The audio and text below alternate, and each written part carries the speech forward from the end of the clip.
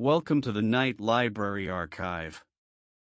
Tonight, it's time to leave the noise of the world and the busy thoughts of the day at the doorstep.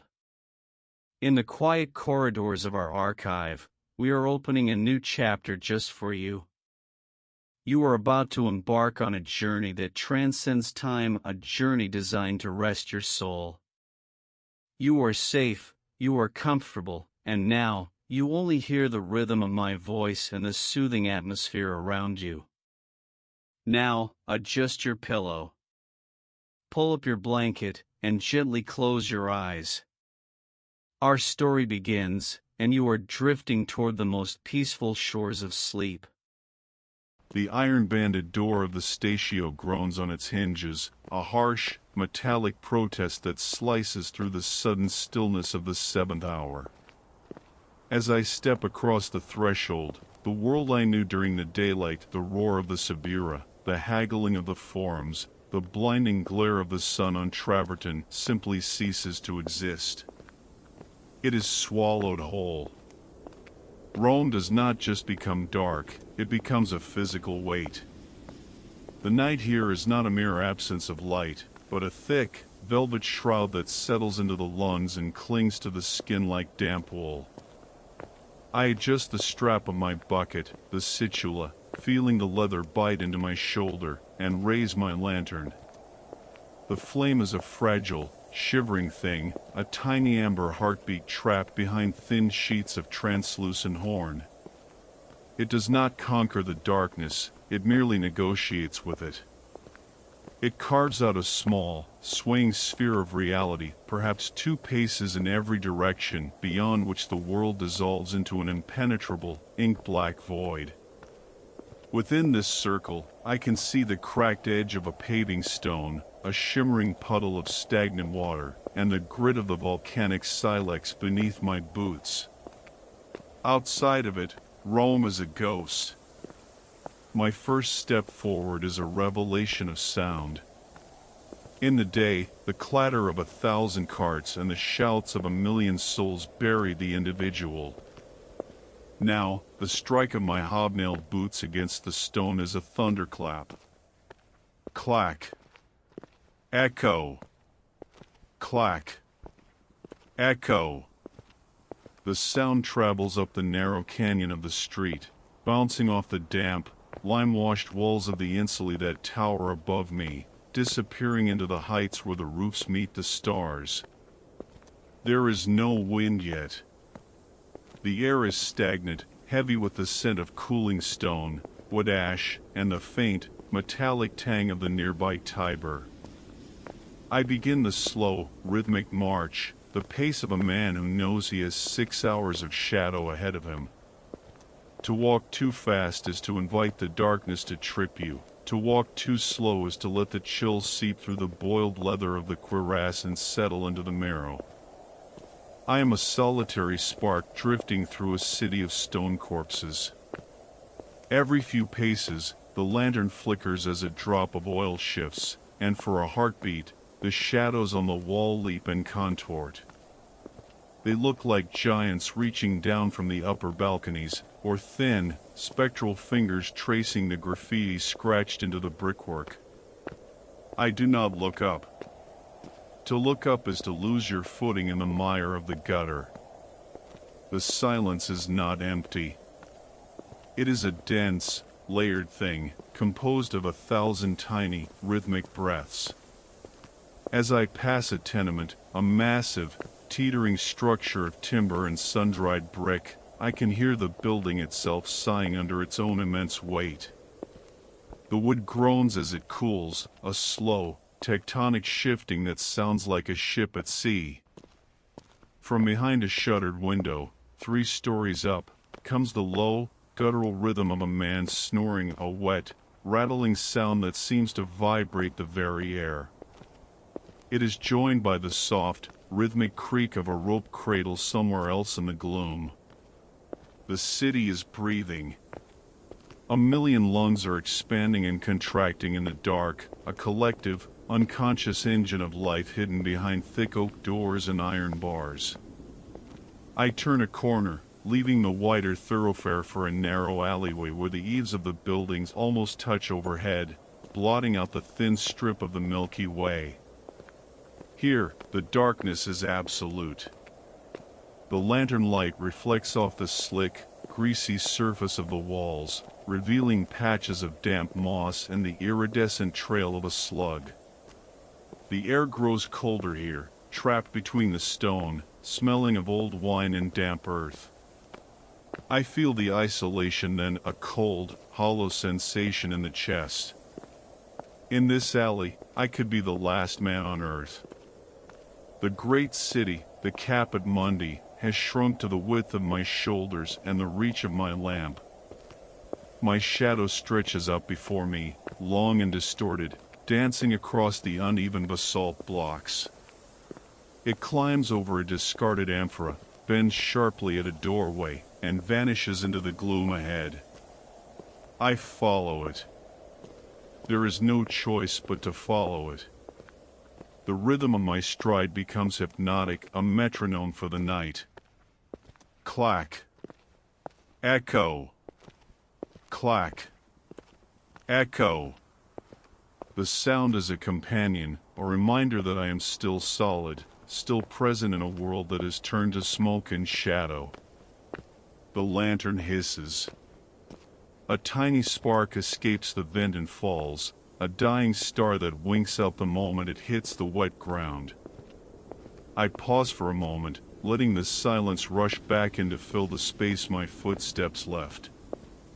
It is so quiet that I can hear the blood drumming in my own ears, a soft, persistent thrumming that matches the heartbeat of the sleeping giant around me. Far off, perhaps miles away on the Aventine, a single dog lets out a long, mournful howl that hangs in the air like frost, shivering through the darkness until it fades into nothingness. I shift the lantern to my other hand. The metal handle is cold, drawing the heat from my fingers. Ahead, the street slopes downward, leading toward the river, where the fog begins its nightly ascent. I can see the first wisps of it now, pale, ghostly ribbons of gray drifting at the very edge of my light, curling around the base of a stone fountain. The water in the fountain does not splash, it overflows with a low, continuous gurgle, a liquid murmur that sounds like 1,000 voices whispering just out of reach. I move toward it, my boots splashing through a shallow pool of overflow. Each ripple breaks the reflection of my lantern into 1,000 shimmering shards of gold before the dark water settles again, cold and indifferent. I am the watcher, the silent pulse in the veins of the city, moving through the stillness while the world dreams of light. The night is long, and the stones are unforgiving. I adjust my grip, feel the weight of the water bucket, and step back into the deep, waiting blackness of the next street. The transition from the solid basalt of the main thoroughfare to the packed earth and refuse of the side streets is a silent one. The sharp clack of my boots softens into a dull, rhythmic thud, a sound that the heavy air seems to swallow before it can even echo. I am entering the throat of a sprawling insula, a 5-story labyrinth of timber and desperation that leans precariously over the alley. Here, the darkness is not just a lack of light, it is a stagnant pool. The air is thicker, warmer, trapped by the overhanging balconies that almost knit together far above my head, leaving only a jagged, charcoal-colored ribbon of sky visible. My lantern casts a fitful, jaundiced glow against the base of a massive wooden support beam. The wood is scarred, smooth from decades of passing shoulders, and damp with a weeping moisture that never truly dries.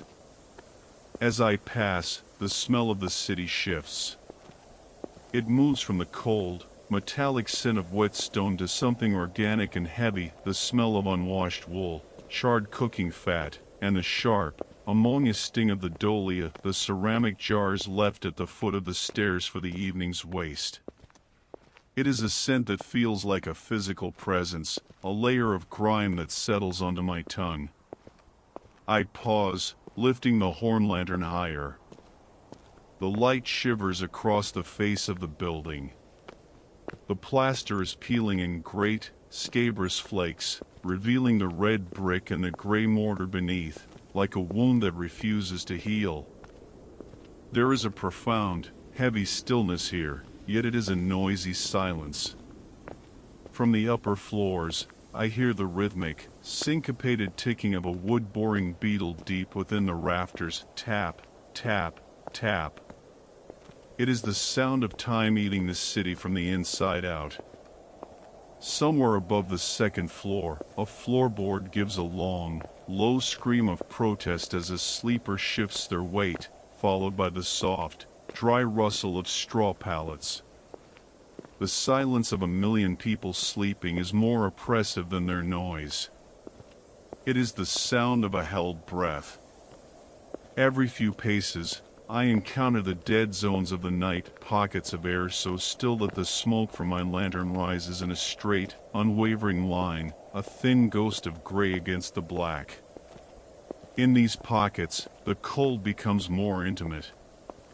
It slips beneath the bronze scales of my belt and finds the small of my back, a damp, persistent reminder of my own mortality. I reach a small, nameless crossroads. To my left, a staircase of crumbling travertine leads upward into a darkness so absolute it looks like a solid wall. I do not go up. My path is the ground, the foundations, the places where the shadows are oldest. I turn right, my bucket swinging with a low, metallic creak clank that sounds like a funeral bell in the narrow space. The ground here is uneven. The paving stones have been pushed up by the roots of a hidden tree or the settling of the earth, creating a treacherous landscape of ridges and pits. The lantern light catches a movement near the base of a wall, a flicker of gray, a scratch of claws on stone. A rat, sleek and heavy with the city's refuse, pauses in the amber circle.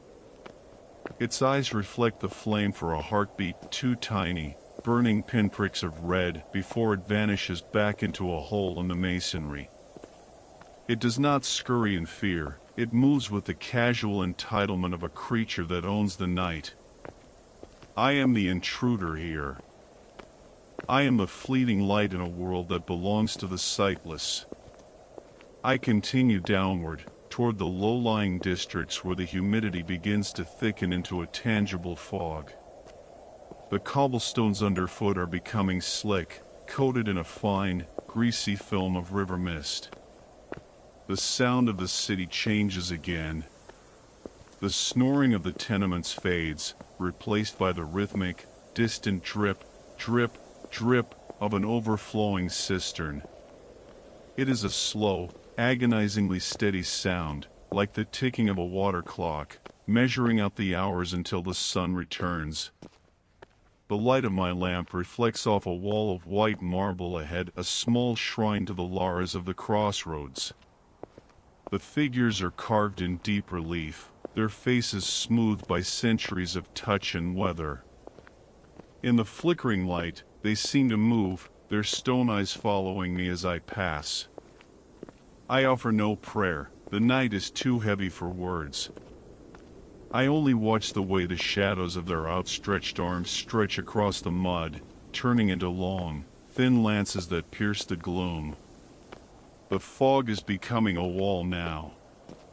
It rolls in from the Tiber in silent, undulating waves, swallowing the bases of the columns and the lower halves of the doorways. It turns the world into a series of floating fragments, a roofline hanging in the air, a lone bollard standing like a sentinel in a sea of gray. My lantern light hits the mist and bounces back, creating a blinding, milky haze that makes it impossible to see more than a foot ahead.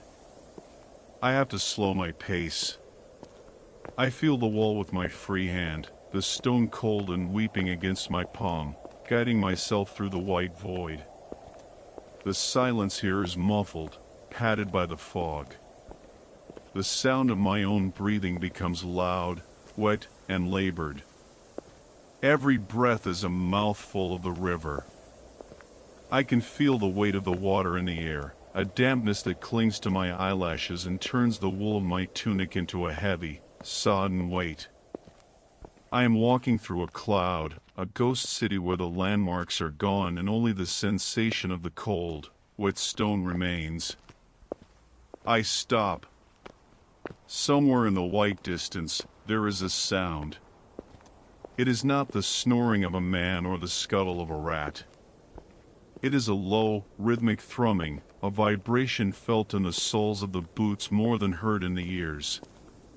It is the city's pulse, the deep, subterranean groan of the great sewers, the cloaca maxima, carrying the waste of a million lives out to the sea. It is a reminder that even in the dead of night, the city is a machine, churning and processing, indifferent to the lone watchman lost in its breath. I adjust my grip on the lantern, the heat of the horn casing a small comfort against the biting chill of the mist. I move forward, one blind step at a time, toward the invisible river. The fog does not merely sit, it breathes. As I push deeper into the low-lying velabrum, the white haze thickens until the light of my lantern is no longer a beam, but a glowing, amber bruise suspended in a sea of gray. The moisture clings to the bronze of my helmet, gathering into heavy droplets that eventually break and run down the bridge of my nose like cold sweat. Every breath tastes of river mud and old, waterlogged timber. The world has narrowed to the span of my own arms, a claustrophobic cage of mist that moves as I move, never revealing what lies more than 3 paces ahead. The transition from the solid stone of the Insuli to the proximity of the Tiber is marked by a change in the ground beneath my boots. The basalt blocks here are perpetually slick, coated in a fine, silken layer of silt deposited by centuries of floods. My steps, once sharp and rhythmic, now sound muffled and treacherous, a wet, sucking thud as the leather soles meet the greasy earth. I have to shorten my stride, testing the ground with each step, feeling for the treacherous gaps in the pavement where a man might snap an ankle in the dark. Out of the white void, a shape begins to solidify. It is the massive, fluted base of a column, part of a temple whose name I cannot recall in the exhaustion of the watch. The marble is bone white and freezing to the touch. As I pass my hand along the stone to steady myself, the cold vibrates through my palm, a deep, ancient chill that seems to come from the very core of the earth. The column vanishes upward into the fog, a stone limb shorn of its body, supporting a roof I can only imagine exists. The silence here is different from the silence of the hills. On the Palatine, the silence is airy and vast. Here, it is heavy and damp, padded by the mist.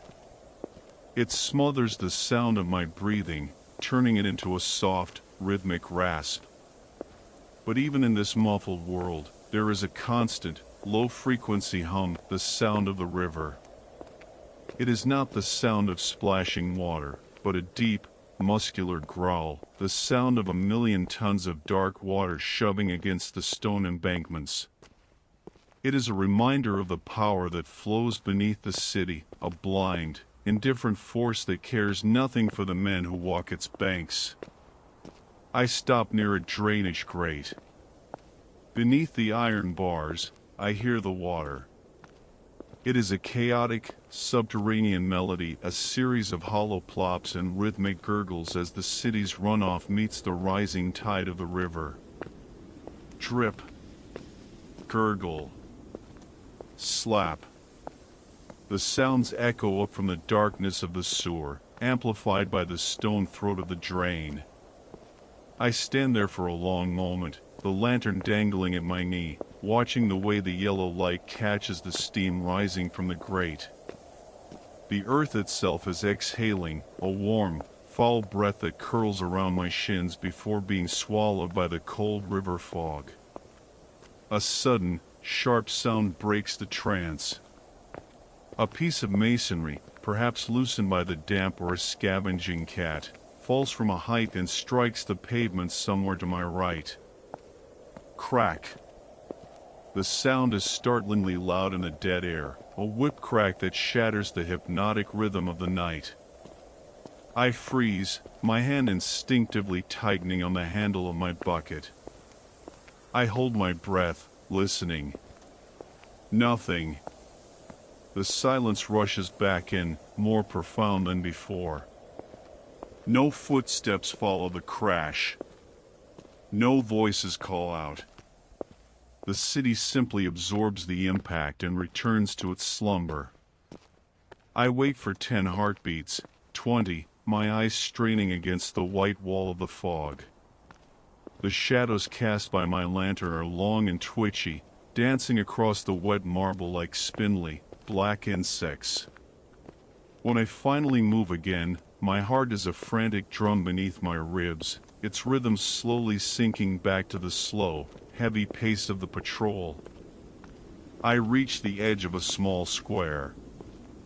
In the center, a bronze statue stands on a high plinth. In the mist, it looks like a living man frozen in mid-stride, his arm outstretched as if to warn me away. The lantern light glints off the green patina of his shoulder and the hollow sockets of his eyes. As I walk past, the angle of the light shifts, and for a fleeting second, it looks as though he has turned his head to watch me pass.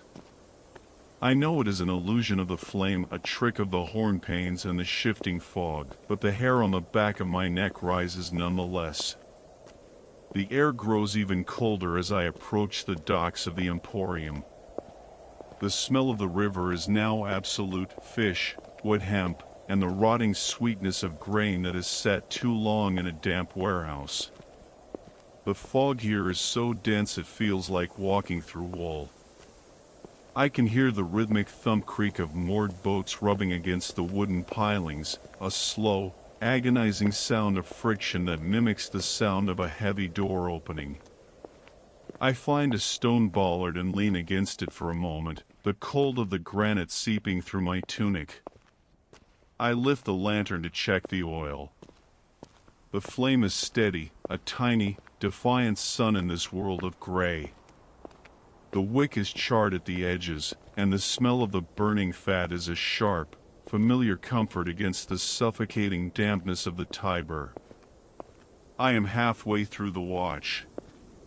The sun is still an impossibility, a myth told by the living. For now, there is only the fog, the cold stone, and the endless, invisible river. I push off from the bollard, my boots splashing through a shallow pool of condensation. The path turns away from the water now, leading back toward the labyrinth of the Velabrum. I leave the river's growl behind, retreating back into the suffocating embrace of the alleys, where the only sound is the persistent, rhythmic drip of the fog falling from the eaves. Leaving the river's heavy, damp breath behind, I turn back into the dense masonry of the Velabrum. The transition is immediate. The wide, mist-choked openness of the docks gives way to a street so narrow that I can reach out and touch the rough, salt-crusted brickwork on either side. The fog follows me, trailing in thin, ghostly ribbons that snag on the corners of the buildings, but here it loses its movement. It becomes a stagnant, milky soup that pools in the doorways of the granaries. My lantern light no longer bleeds away into the distance. It hits the wall of white just ahead of me and bounces back, reflecting off the millions of tiny, suspended droplets until the air itself seems to glow with a sickly, jaundiced fever. The ground here is a treacherous mosaic of broken terracotta and smooth river stones. Each step requires a conscious effort of the will, a slow, testing probe of the foot to ensure the surface is solid and not a slick of rotting vegetable matter or a deep, lightless puddle. Thud. Pause. Thud. Pause. The rhythm is the only thing keeping the exhaustion from settling into my joints. My armor, once a proud weight, has become a cold, damp skin. The bronze plates of the cingulum at my waist click together with every movement, a tiny, metallic chatter that sounds like teeth hitting one another in a shivering cold. As I pass a long, windowless wall belonging to a massive warehouse, I hear a sound that makes me stop. It is a low, rhythmic thrumming, not the river, and not the snoring of men. It is the sound of life that never sleeps, the scratching of thousands of tiny claws against the interior of the grain bins. Behind these thick stone walls, a hidden empire of vermin is at work, a frantic, whispering industry of survival. The sound is dry and persistent, a sharp contrast to the wet, heavy silence of the street. It feels as though the very walls are vibrating with the secret hunger of the city. I move past, the light of my lamp catching the underside of a low archway. The stone is covered in a thick, black soot from centuries of torches, a permanent shadow that the day can never truly bleach away. Below the arch, the air is even colder, trapped and ancient. I feel a sudden, sharp draft, a needle of ice-cold air that has found its way through the labyrinth of alleys from some distant, windswept forum. It catches the flame of my lantern, causing it to dance violently. The shadows on the ground do a sudden, frantic jig, stretching and snapping back like elastic. For a second, the darkness seems to rush inward, threatening to snuff out the tiny spark of my existence. I shield the hornpane with my hand, feeling the dry heat of the casing against my palm, until the flame steadies. The silence returns, heavier than before. I am now walking past the rear of a great temple, a wall of massive, precision-cut blocks of tufa that seem to absorb the light rather than reflect it. There are no voices here, no snoring, not even the scuttle of a rat.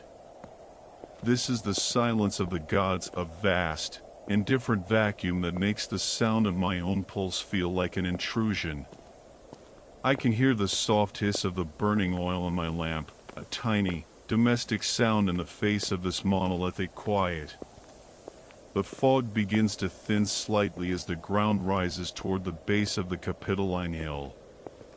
The white walls of mist break apart into swirling eddies, revealing the dark, jagged silhouette of the cliffs above.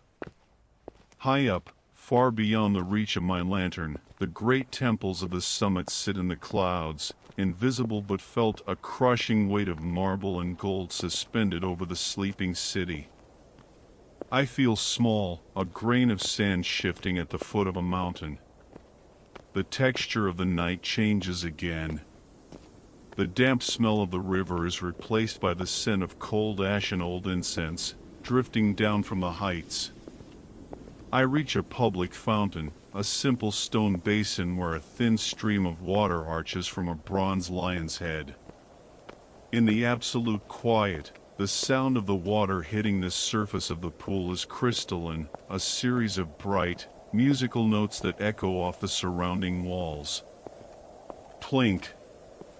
Splash. Platter. It is the most beautiful thing I have heard all night, a clean, sharp sound in a world of muffled groans and damp thuds. I pause to dip my free hand into the basin. The water is so cold it feels like a burn. I splash a few drops onto my face, the shock of it cutting through the fog of my own fatigue. The droplets run down my neck, disappearing into the wool of my tunic, a lingering sting of reality. As I stand there, the lantern resting on the edge of the stone, I look into the dark mirror of the water. I see nothing but the reflection of the flame, a single, golden eye staring back from the abyss. I pick up the lantern and continue. The street narrows again, the walls leaning in as if to share a secret. I am moving toward the heart of the city now, where the silence is not just a lack of sound, but a presence that watches and waits. My boots find the basalt once more, and the rhythmic clack returns, a steady, lonely heartbeat in the dark. The ascent toward the foothills of the Capitoline is a slow, vertical struggle against a gravity that feels doubled by the dampness of the night. Here, the air thins, losing the swampy density of the velabrum, but gaining a razor-sharp edge that slices through the gaps in my leather terrages. The wind, which was non-existent in the choked alleys of the riverbanks, now begins to stir not as a gust, but as a persistent, ghostly finger tracing the contours of the stone. It carries the scent of the heights, the dry, mineral smell of weathered marble and the faint, lingering ghost of expensive cedarwood smoke from the braziers of the temples far above. As the ground rises, the paving stones under my boots change. The rough, mud-caked blocks of the lower districts give way to the meticulously fitted silex of the Clivus Capitolinus. The sound of my footsteps undergoes a subtle, musical transformation. On the wet earth, they were thuds. Here, they are sharp, metallic cracks that ring out like a hammer on an anvil. Clink. Echo. Clink. Echo. Each step travels upward, bouncing off the sheer stone retaining walls that hold back the weight of the hill, climbing higher and higher until the sound is lost in the brooding darkness of the peaks. I pause to catch my breath, my chest heaving in the cold air. To my left, the massive podium of a temple looms, a wall of solid, gray tufa so vast it seems to have no beginning and no end. I raise my lantern, but the light is pathetic against such scale. It illuminates only a few feet of the colossal masonry, revealing the deep, weathered joints where the stones have sat for centuries, shifting only by the width of a hair. The stone is cold, not the wet, slick cold of the river, but a deep, dry, subterranean chill that feels as though it could freeze the blood in a man's veins just by proximity. There is a profound, architectural silence here. The snoring of the insuli is gone, left behind in the crowded valleys. The scuttle of the rats is absent. Even the wind seems to hold its breath as it passes the sanctuaries of the gods. The only sound is the rhythmic hiss of my lamp and the distant, rhythmic dripping of an aqueduct. I can hear the water, the aqua appia, perhaps, or the marcia leaking from a hairline fracture in a high lead pipe. It is a lonely, crystalline sound, tink, tink, tink, hitting a bronze splash plate somewhere in the darkness. It is the ticking of Rome's hydraulic heart, a constant, liquid pulse that never falters, even when the rest of the world has died. I turn my gaze back toward the valley I just climbed. From this height, the fog looks like a silver sea, a luminous, undulating carpet that has completely drowned the streets. Only the very tops of the tallest insuli poke through the mist like the masts of sunken ships. There are no lights. Not a single hearth fire or candle flicker breaks the expanse. It is a city of ghosts, a civilization buried under a shroud of its own breath. The isolation is total. I am the only living thing in a world of stone and cloud. I move forward again, the slope steepening. My calves ache with the familiar, dull fire of the patrol, a rhythmic throb that keeps time with the swing of my bucket. The lantern light catches a row of votive niches cut into the rock face. Small, clay lamps, long since extinguished, sit in the hollows like sightless eyes. I pass them by, my own light casting their shadows across the path, long, distorted shapes that look like mourning women draped in black. The air grows colder still. A light frost is beginning to form on the iron rims of my bucket, a delicate, crystalline fur that glitters for a second in the amber glow before I move past. My fingers are numb, the skin pulled tight over the knuckles, but I do not dare put the lantern down. It is my only tether to the world of the living. Without it, I would be swallowed by the hill, becoming just another shadow stitched into the tufa. I reach a level stretch where the path widens into a small, silent plaza. In the center stands a lone cypress tree, its dark, flame-like silhouette stabbing into the charcoal sky. The wind sighs through its needles, a low, mournful sound like the rushing of a distant sea. It is the first sound of nature I have heard in hours, and it feels strangely alien in this city of brick and mortar. I stand still for a moment, listening to the tree whisper to the stones, a conversation that has been going on since the foundations of the city were first laid. The silence here is so thin it feels brittle. I find myself walking softer, trying not to shatter the stillness with the iron of my boots. I am a thief of the night, stealing minutes of peace from a city that will wake in a few hours to a cacophony of hammers and shouting. But for now, the gods are asleep in their marble halls, and the watchman is the only soul allowed to hear the heartbeat of the mountain. I turn toward the descent that will take me toward the Forum, the deep, dark pit at the center of the world. The fog is waiting there, thick and patient, ready to pull me back into its white embrace. The descent into the Forum Romanum is like stepping into a cold, stone lung. As I move down the slope from the Capitoline, the sharp, dry air of the heights is reclaimed by the creeping humidity of the valley floor. The fog has pooled here, thick and motionless, turning the heart of the Republic into a spectral graveyard of marble. The great temples Saturn, Concord, Castor, and Pollux are no longer buildings. They are colossal, severed limbs of stone reaching up into a sky that has forgotten the sun. The silence here is of a different quality than the alleys. It is a heavy, historical silence, a vacuum created by the absence of the thousands who trample this earth by day. My boots strike the via sacra, the sacred way. The basalt blocks here are massive, worn smooth by centuries of triumphal chariots and the rhythmic march of legions, yet tonight they feel as slick as ice. The lantern light schemes across their surfaces, revealing the deep, ancient grooves of wheels that have long since turned to dust. Clack. Clack. Clack. The sound is lonely and hollow, echoing off the vast, empty porches of the basilicas. To my right, the Basilica Julia is a cavern of shadow, its endless rows of arches swallowing the light of my lamp as if it were a mere spark. I can feel the emptiness of the great hall radiating outward, a cold, stagnant draft that smells of damp lime and old, cold law. I stop near the rostra, the speaker's platform. In the daylight, this place is a storm of rhetoric and ambition. Now, it is a silent prow of stone cutting through a sea of gray mist.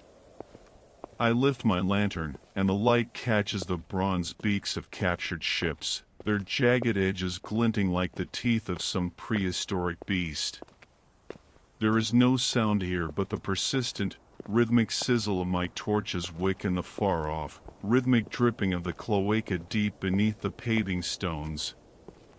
The water down there is a constant, a subterranean ghost of the city's excess, flowing in the dark while the statues above watch over nothing. The air grows increasingly damp, and a thin, rime-like frost begins to coat the marble railings of the curia. I reach out and touch the stone. It is so cold it feels as though it wants to fuse with my skin. The silence is suddenly punctuated by a low, booming groan, the sound of a heavy timber in the roof of a nearby temple contracting in the midnight chill. It rolls through the forum like a peal of distant thunder, a reminder that even these eternal monuments are subject to the slow, grinding pressures of the night. As I walk past the Temple of Vesta, the air changes. A faint, lingering warmth brushes against my cheek, carrying the scent of dry wood smoke and bay leaves. The eternal flame is in there, shielded from the night, the only other light in this dead world besides my own. I do not see the flame, only the soft, orange pulse reflected against the inner curve of the dome. For a heartbeat, the isolation lifts. Someone else is awake. Someone else is tending a spark against the encroaching blackness. But I do not linger. The watch moves on, and the warmth is quickly replaced by the biting, damp chill of the open plaza. The fog begins to swirl in slow, lazy patterns around the base of the Millennium Orium, the golden milestone. From this spot, all roads lead to the ends of the earth, but tonight, the roads lead nowhere. They are dissolved into the white void. I feel the immense weight of the empire pressing down on this single point, a silent, tectonic pressure that makes the very ground feel heavy. My own breathing has become a rhythmic, what rasp in the cold, the only living sound in the center of the world. I move toward the Arch of Augustus. The shadows here are architectural, geometric, and absolute. They do not dance, they loom. As I pass under the massive vault, the sound of my footsteps is amplified, a rapid-fire sequence of echoes that makes it sound as though a phantom patrol is marching just behind me. I stop. The echoes die instantly, swallowed by the stone. I stand perfectly still, the lantern held low, listening to the silence. It is so profound that I can hear the faint, crystalline tink of a single drop of condensation falling from the arch's keystone and shattering on the pavement below. The darkness ahead is the Regia, the ancient house of the kings. It is a squat, brooding shadow in the mist. The air here smells of wet earth and ancient dust. I feel a shiver that has nothing to do with the temperature, a primal, instinctive recognition of the age of these stones. They were here before the marble, before the gold, when Rome was just a collection of huts in the mud. The night remembers that time. In the dark, the marble is a mask that slips, revealing the raw, cold bone of the earth beneath. I turn my back on the forum, heading toward the rise of the Velia. The path is a dark tunnel between high, silent walls. The lantern flickers, a warning that the oil is wasting, and I adjust the wick with a numb thumb. The rhythm of the walk resumes, the slow, heavy, hypnotic march that defines my existence. Clack. Echo. Clack. Echo. The city sleeps, a million dreams unfolding in the blackness, while I remain the only witness to its silent, frozen heart.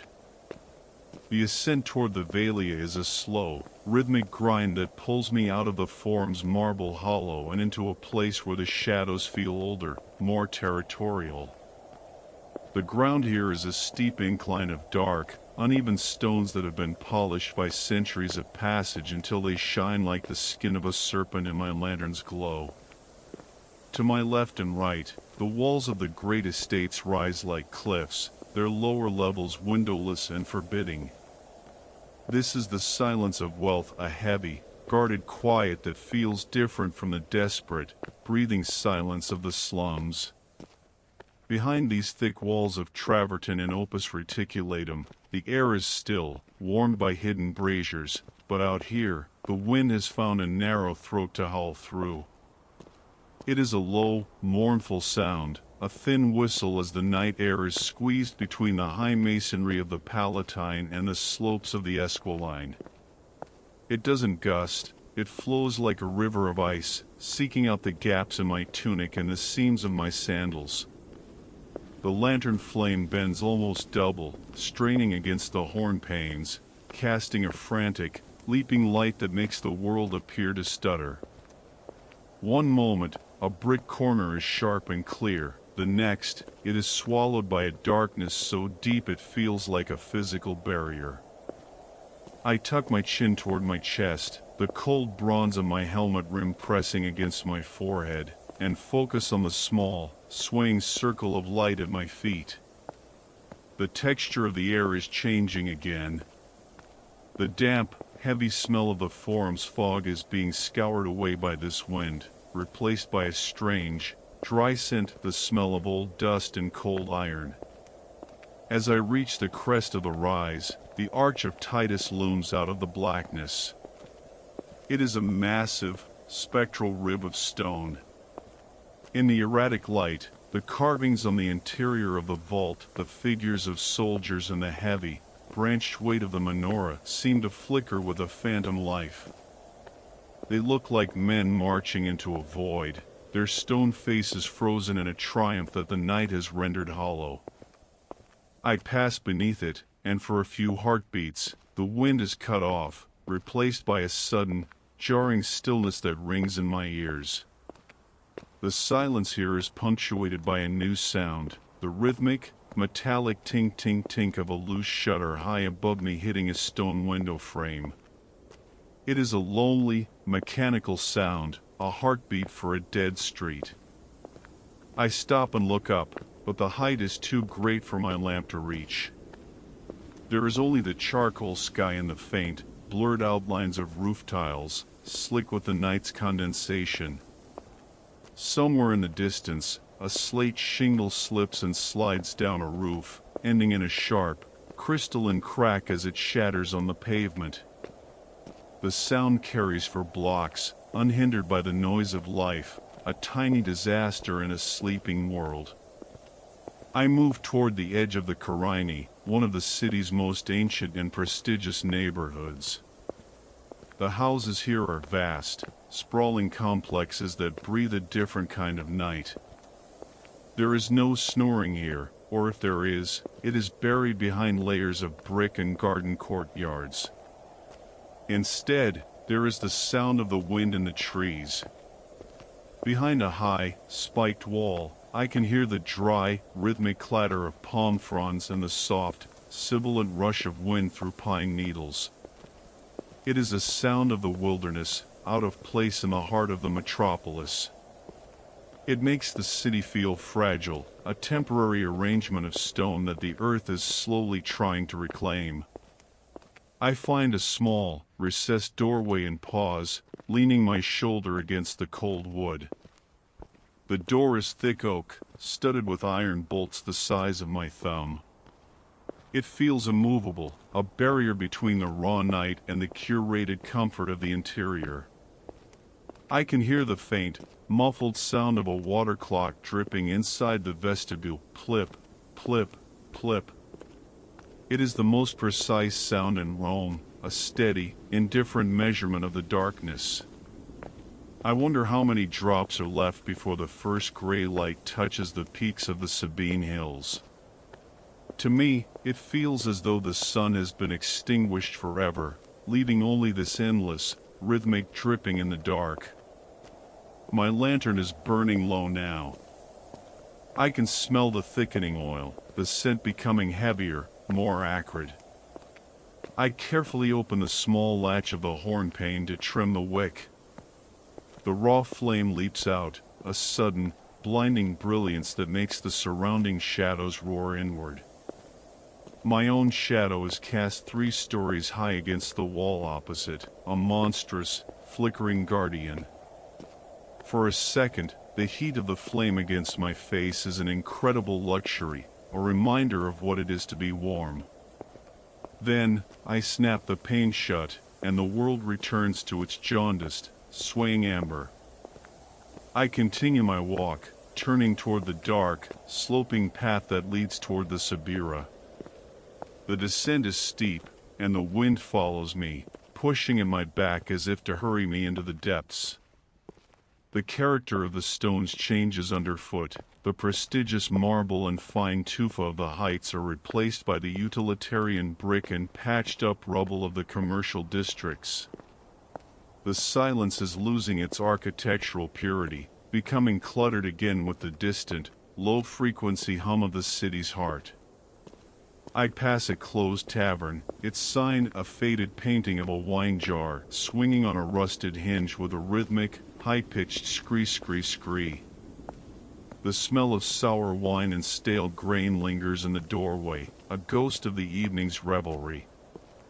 I kick a stray piece of charcoal across the path, the sound of it skittering over the stones unusually loud. I am descending back into the world of men, but for now, they are still gone. There is only the wind, the dripping clocks, and the long, slow march of the watchman through a city that has become a dream of itself. The descent into the Sibura is a slow plunge into a darker, more stagnant ocean.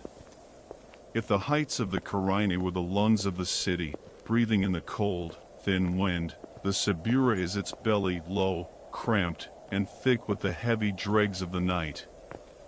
As I move down the Argiletum, the wind that chased me from the Valia dies away, strangled by the encroaching walls.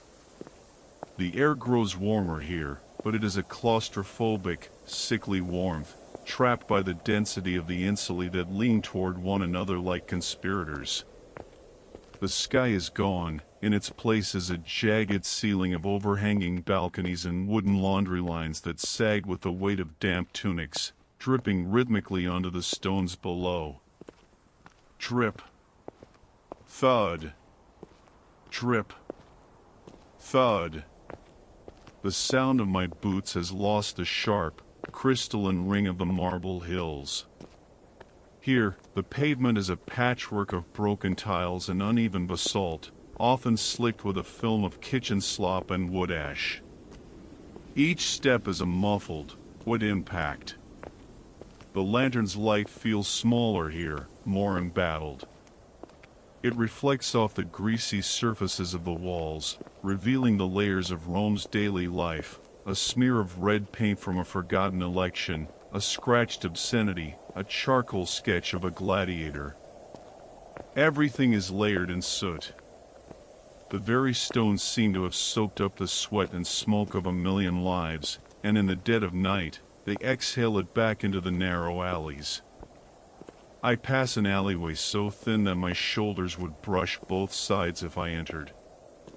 I stop at its mouth and swing the lantern. The light penetrates only a few paces before being swallowed by a wall of absolute, velvety blackness. From deep within that throated shadow comes a sound, a soft, wet, rhythmic chewing. It is not the scuttle of a rat, but something larger, slower. Perhaps a stray dog has found a discarded bone, or perhaps it is merely the city itself, masticating its own decay. I do not linger to find out. In the Sibura, the shadows have teeth, and the silence is never truly empty, it is merely waiting. The silence here is cluttered. Unlike the hollow, echoing void of the Forum, the night in the Sibura is filled with the proximity of human life. Through the thin walls of the ground floor shops, the taberni, I can hear the rhythmic, heavy breathing of the families huddled behind the shuttered fronts. It is a collective, wet sound, a chorus of laboring lungs.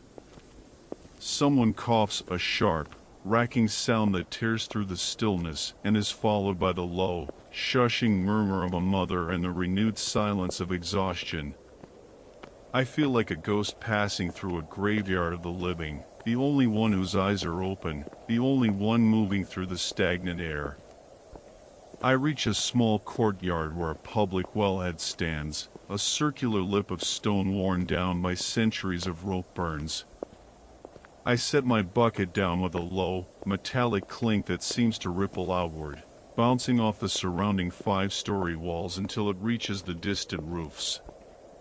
I take the rope and lower the bucket, the wood and iron pulley screaming with a dry, rhythmic screech-aw, screech-aw. The sound is agonizingly loud in the dead air, a desecration of the quiet. When the bucket hits the water far below, the sound is a deep, satisfying thump splash, sending a cool, mineral scent up the shaft. I draw it up, the weight straining my numb fingers, and splash a handful of water onto the back of my neck. The cold is a shock, a sudden needle prick of reality that cuts through the hypnotic trance of the walk. I stand there for a moment, the wetness dripping down my spine, listening. The pulley's scream has woken a bird in a cage on a third-story balcony. It gives a single, confused chirp before settling back into the dark. I pick up my lantern and move on. The street begins to narrow even further. The insulae here are older, their timber frames groaning under the weight of illegal upper floors. I can hear the building above me creaking, a slow, rhythmic protest of wood against wood. It sounds like the hull of a great ship at sea, laboring against a swell. I look up, and the flickering light of my lamp catches the underside of a sagging beam, its surface charred from some ancient, forgotten fire. The city is a palimpsest of disasters, and I am the one who walks the lines between them. The smell here is a dense tapestry, charred wood, sour pulse porridge, the copper tang of a nearby butcher's block, and the ever-present, underlying stench of the open sewers. It is the smell of survival. My lantern flickers as a moth, drawn to the only light in the district, beats its wings against the horn pane with a soft, rhythmic thrum thrum thrum. It is a frantic, desperate sound. I watch its shadow dance on the wall, a massive, flapping specter, until the creature tires and falls into the darkness. I am moving toward the edge of the district now, where the Subura meets the wider, more orderly streets of the Viminal. The transition is marked by a slight widening of the path and the return of the cold, clean wind from the hills. But for now, I linger in the throat of the slum, a solitary flame in a world of sleeping giants, listening to the city's heavy, troubled breath. The transition from the claustrophobic belly of the Subura to the lower slopes of the Viminal is a slow, uphill crawl against a silence that feels increasingly sterile. As the street widens, the oppressive warmth of the slums is stripped away, replaced by a draft that smells of wet lime and the cold, mineral scent of the city's deep foundations. Here, the insulae are taller, more sturdily built, their facades stripped of the chaotic graffiti and grime of the valley. But this order brings with it a more profound isolation. The walls are thicker, the doors more heavily reinforced. The human presence that was so palpable in the Subura, the snoring, the coughing, the rustle of straw, is buried here beneath layers of stone and silence. My boots find a stretch of particularly smooth basalt, and the rhythmic clack echo returns with a haunting, bell-like clarity. Clack. Echo. Clack. Echo. The sound precedes me by 50 paces, announcing my presence to the empty windows and the unseeing statues. It is a lowly sound, the heartbeat of a ghost. The lantern light sways in a wider arc now, catching the base of a high garden wall. Behind the brickwork, I hear the rhythmic, sibilant sigh of a fountain, not the gurgling, public overflow of the lower districts, but a refined, deliberate trickle. It is a thin, silver sound, like coins being dropped one by one into a basin of glass. Tink. Tink. Tink. It speaks of a world where water is a decoration, not just a necessity. I reach a spot where an overhead aqueduct crosses the street, a massive, arched shadow of tufa that blots out the stars. The air beneath the arch is intensely cold, a pocket of winter trapped in the height of the night. I stop, and the silence that rushes in is absolute, save for one thing, the vibration. I can feel it through the soles of my boots, a deep, low-frequency thrumming that makes the very marrow of my bones shiver. It is the weight of the water, thousands of tons of it, rushing through the lead conduits above my head. It is the silent, invisible river that keeps Rome alive, a pressurized force that never sleeps, never falters. I reach out and touch the massive stone pier. The tufa is vibrating with the pulse of the mountain springs miles away. The lantern flickers, the flame drowning for a second in a pool of hot oil before recovering. The shadows on the underside of the aqueduct leap and contort, looking like the ribs of some gargantuan, petrified beast. I move out from under the shadow, and the air immediately lightens, though the chill remains. The street ahead is a long, straight gallery of shadows. Every doorway is a dark mouth, every alleyway a throat. I find myself watching the way my own shadow behaves. It stretches out before me, a long, thin lance of blackness that seems to be pulling me toward the next corner. I pass a small shrine to a forgotten neighborhood god. A few withered garlands of laurel hang from the bronze hooks, their leaves dry and brittle. As the wind catches them, they make a soft, rhythmic scratching against the stone. Scritch, scritch, scritch, like the fingernails of someone trying to claw their way out of the masonry. I do not look at the face of the god. In the dark, the features of these stone images become fluid, shifting into the likenesses of people I have known and lost. I keep my eyes on the ground, on the familiar, reassuring grit of the volcanic stone. The smell of the night has shifted again.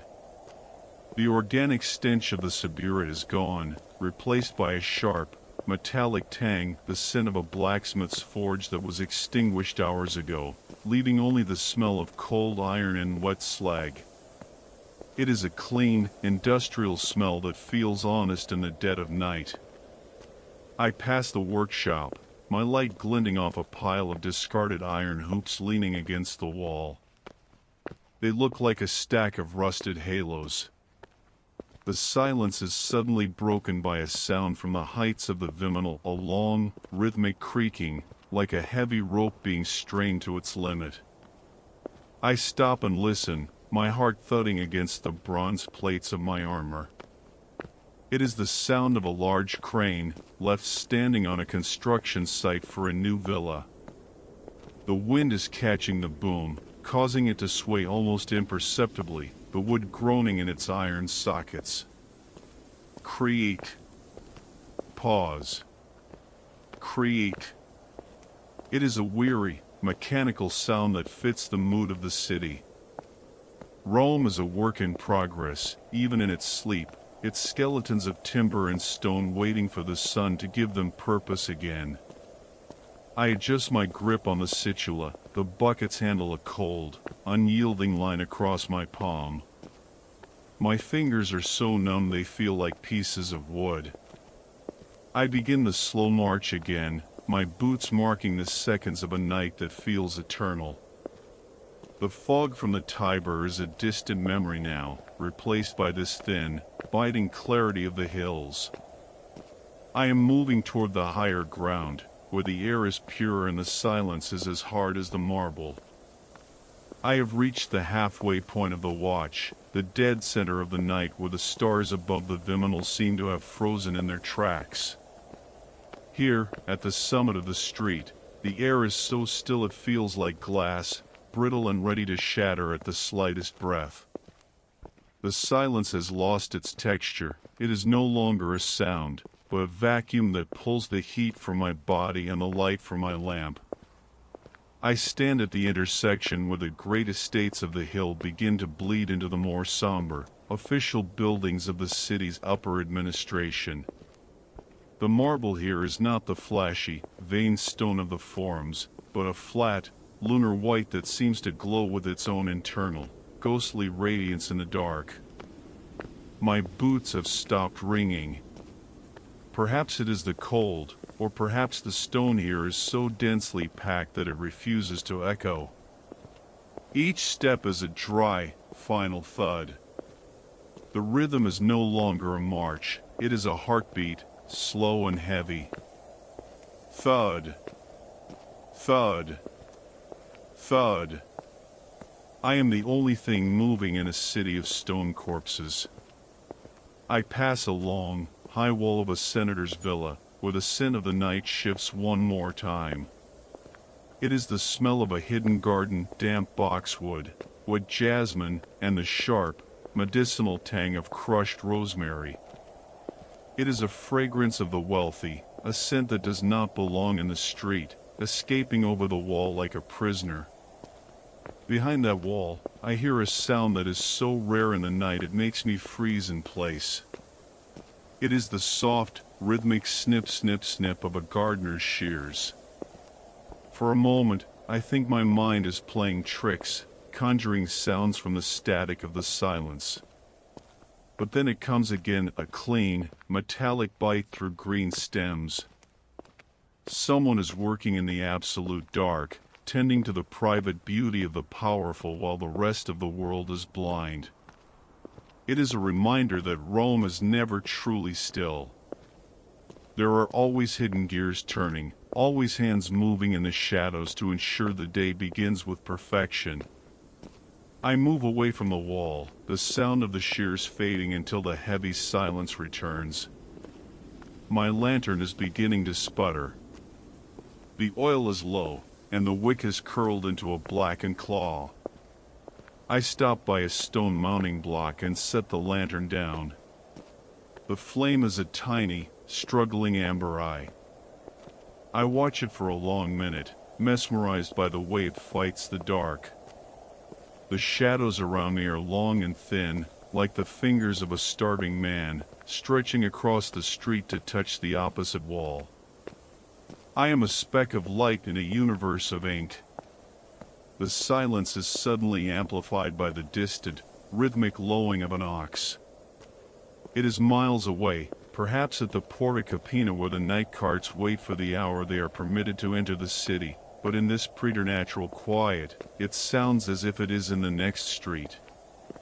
It is a mournful, primeval sound, a vibration that carries the weight of the Roman countryside into the heart of the brick and marble labyrinth. It is followed by the faint, metallic clink of a chain. Then, nothing. The silence rushes back, more profound than before, as if the night itself is trying to smother the sound of anything living. I pick up the lantern and a bucket, the weight of the water sloshing with a rhythmic, liquid shuplap, shuplap. It is a comforting sound, a reminder of my purpose. I am the barrier between the city and the flame, the silent watcher of the dark. I turn my face toward the long, sloping descent that leads toward the Esquiline. The path ahead is a tunnel of shadow, the roofs of the buildings meeting overhead to blot out the moon. The air is growing colder still, a deep, bone-settling frost that begins to whiten the edges of the paving stones. As I walk, I hear the rhythmic dripping of an unseen leak, plip, plip, plip, hitting a terracotta tile. It is a small sound, but in the emptiness, it is as loud as a drum. I find myself counting the drips, matching my footsteps to their rhythm. Step. Plip. Step. Plip. I am becoming part of the night's machinery, a clockwork man moving through a clockwork city. The exhaustion is no longer a pain, it is a heavy, warm cloak that wraps around my senses, turning the world into a slow-motion dream of stone and shadow. The street narrows again, and the scent of the garden is replaced by the smell of cold, damp brick. I am entering a district of warehouses and silent granaries, where the walls are thick and the doors are bound in iron. There are no people here, no snoring, no gardens. There is only the silence of the stored wealth of an empire, tons of grain, jars of oil, bolts of cloth, all sitting in the dark, waiting for the sun to give them value. I am the only one who knows they are here. I am the only one who sees the city as it truly is, a vast, silent warehouse of stone and memory. I adjust the lantern, the warmth of the hornpane is small, fleeting mercy against my frozen palm. I move forward, my boots finding the rhythm once more, into the deep, waiting shadows of the Esquiline. The descent toward the Esquiline is a journey into a different kind of silence, a silence that feels hollowed out, as if the very air has been exhausted by the height of the night. As the Viminal drops away behind me, the street widens into a series of long, bleak stretches dominated by the windowless walls of massive storehouses and the sprawling, silent perimeters of the great villas. The wind has died down to a faint, rhythmic pulse, a soft whoosh-hush that sounds like the city's slow, unconscious breathing. The air is sharper here, dry and biting, carrying the faint, metallic scent of the frozen earth. My boots, striking the hard basalt, produce a sound that is no longer a sharp crack, but a deep, resonant thrum. The stone seems to act as a sounding board, carrying the vibration of my march deep into the foundations of the buildings. Thrum. Echo. Thrum. Echo. It is a heavy, rhythmic dialogue between my feet and the city's bones.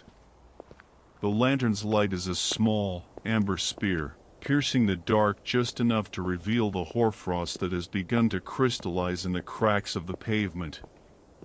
The frost glitters like crushed diamonds for a fleeting second before I pass, leaving it to return to the black. To my right, a row of massive travertine columns marks the entrance to a forgotten portico. They stand like petrified giants, their shadows stretching across the road to form a rhythmic pattern of black bars. I walk through them, my body flickering in and out of the light. Light. Shadow. Light. Shadow. It is hypnotic, a strobe effect that makes the world feel as though it is composed of thin, alternating slices of reality and nothingness. The silence in the portico is absolute, a pocket of air so still that I can hear the soft, internal creak of my own leather sandals as the straps pull against the wood. I stop near a pedestal where a statue has been removed, leaving only a square of cleaner, paler stone. In the absence of the figure, the empty space feels heavy, a vacuum that sucks in the surrounding gloom. From somewhere deep within the bowels of the neighboring estate, I hear a rhythmic, metallic clink-clank. It is a heavy chain being drawn slowly over a stone lip. It is a slow, deliberate sound, repeating every few seconds, perhaps a slave drawing water from a deep, private well, or a gate being secured by a nervous porter. The sound is stripped of its context by the night, becoming a pure, mechanical rhythm that measures out the darkness. I shift my weight, and the water in my situla sloshes with a low, rhythmic glug hiss. The sound is intimate, almost embarrassingly loud in the void. I look up, and for the first time in hours, the sky is cleared of its charcoal haze. The stars are hard, cold pinpricks of light, millions of miles away and utterly indifferent to the lone man walking the streets of Rome. They offer no light, only a sense of the staggering scale of the night. I feel the height of the insulae around me, the weight of the million sleeping souls, and the thinness of my own existence as a single, moving spark in a frozen universe. The smell of the Esquiline is thin and mineral, wet lime, cold brick, and the faint, dusty scent of the graveyards that lie just beyond the walls. It is a somber scent, one that speaks of the end of things. I pass a small, roadside tomb, its marble face carved with the names of a family long gone. The lantern light catches the hollows of the letters, turning them into deep, black pits. A small, ceramic lamp has been left on the ledge, its oil long since spent. The wick is a dry, white ghost. I feel a strange kinship with that lamp, We are both small vessels tasked with holding back the infinite dark. A sudden, soft rustle thud comes from a heap of discarded straw in a doorway. I freeze, the lantern held high. A stray dog, thin and mangy, emerges from the shadows. It does not bark.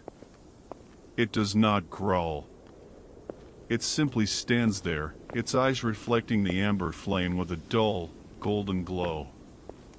We watch each other for a long moment, two creatures of the night sharing a silent, temporary understanding. Then, with a slow, rhythmic patting of paws on stone, it vanishes into an alley, leaving only the scent of wet fur and the return of the silence. The exhaustion is now a steady, rhythmic thrumming in my temples. It is a physical weight, like the armor I wear, but it has a calming, sedative quality. The world has become a series of textures, the cold iron of the bucket handle, the rough grain of the stone walls, the biting edge of the air against my cheeks. I am no longer a man thinking about his life. I am a set of senses moving through a landscape of shadow. I turn a corner, and the path begins to slope downward again. Ahead, I can hear the rhythmic, distant hush-hush of the trees in the gardens of Maecenas. The wind is moving through the cypress and the pines, a sound like a great, slow tide coming in. It is a sound of peace, but it is a lonely peace, a reminder that while the city sleeps, the earth continues its own, ancient rhythms. I adjust my grip on the lantern and follow the slope, my boots marking the time, one heavy step after another. The descent into the valley between the Esquiline and the Celian feels like walking into a deep, stone well where the air has turned to liquid. The wind from the gardens above dies away, leaving a silence so heavy it feels as though it has a physical grain, like the texture of unpolished marble. Here, the street is a narrow ribbon of darkness flanked by the windowless rear walls of the great bath complexes and the looming, silent silhouettes of the granaries. There is no domesticity here, there is only the massive, indifferent scale of the state. The walls are composed of bricks so tightly laid they appear as a single, monolithic sheet of shadow, cold and sweating in the midnight air. My boots strike the pavement with a rhythmic, hollow thrum thud. The ground here is hollowed out by massive vaulted cisterns that lie beneath the street, and every step I take resonates over these underground oceans. Thud. Echo. Thud. Echo. It is the sound of walking over a drum. Beneath the stone, I can hear the water, not the rushing, pressurized violence of the aqueducts, but the slow, rhythmic slap-slosh of 1,000 gallons of stagnant water shifting against the brickwork as the earth cools. It is a deep, subterranean heartbeat, a secret rhythm that only the night watchman is permitted to hear. I pass beneath a low, brick archway that supports a private walkway between two estates. The air inside the arch is stagnant and smells of damp earth and old, wet ash. I stop for a moment, and the silence that rushes back in is absolute. Then, from the darkness of the arch's keystone, comes a soft, rhythmic click, click, click. I raise my lantern, and the yellow light catches the erratic, fluttering flight of a bat. It is a jagged, black shape against the brick, its wings making a sound like dry parchment being crumpled. It circles the lantern once, its tiny, high-pitched chitters vibrating at the very edge of human hearing, before it dives back into the velvet blackness of the rafters. The lantern flickers, and I feel a sudden, sharp pang of isolation. The light is my only companion, and it is a fading one. The oil in the reservoir is thickening, and the flame has shrunk to a small, blue-bottomed bead of fire. I adjust the wick with a trembling hand, the metal of the lantern stinging my numb fingers. For a second, the flame leaps up, illuminating a massive iron ring set into the wall, a ring used to tether the heavy carts that are forbidden from the city by day. The iron is rusted and pitted, and as the wind catches it, it gives a single, rhythmic clink against the stone. It is a small sound, but in this void, it feels like a signal. The silence of the Celian slopes is interrupted by a rhythmic, distant drumming.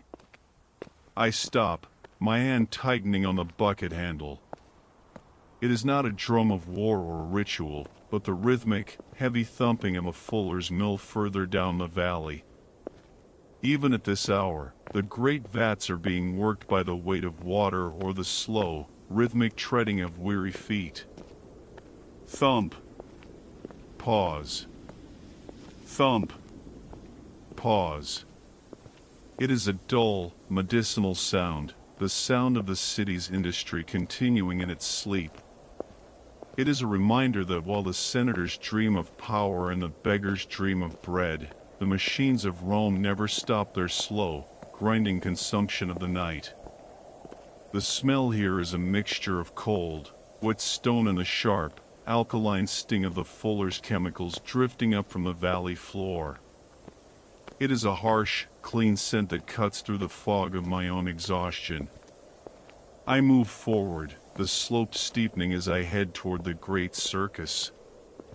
The paving stones are slick with a fine mist that has begun to rise from the low-lying marshy ground ahead. Each step is a calculated risk, a slow, rhythmic probe of the darkness. My armor feels heavier now, the bronze plates chilled to the temperature of the air, pressing against my chest with every breath. I reach a small, wayside shrine dedicated to the spirits of the crossroads. A single, guttering lamp has been left in the niche, its flame so low it is almost invisible. It casts a rhythmic, pulsing light against the face of the stone god, making the features appear to ripple and change. One moment it is a face of benevolence, the next, a mask of stone-cold indifference. I do not stop to pray. The gods of the night are silent, and they do not answer the calls of men who carry their own light. I simply pass by, my boots marking the seconds, my shadow stretching out long and thin across the wet basalt. The silence is returning, deeper now as I move away from the mills. I can hear the rhythmic, wet drip drip drip of condensation falling from the eaves of a nearby warehouse.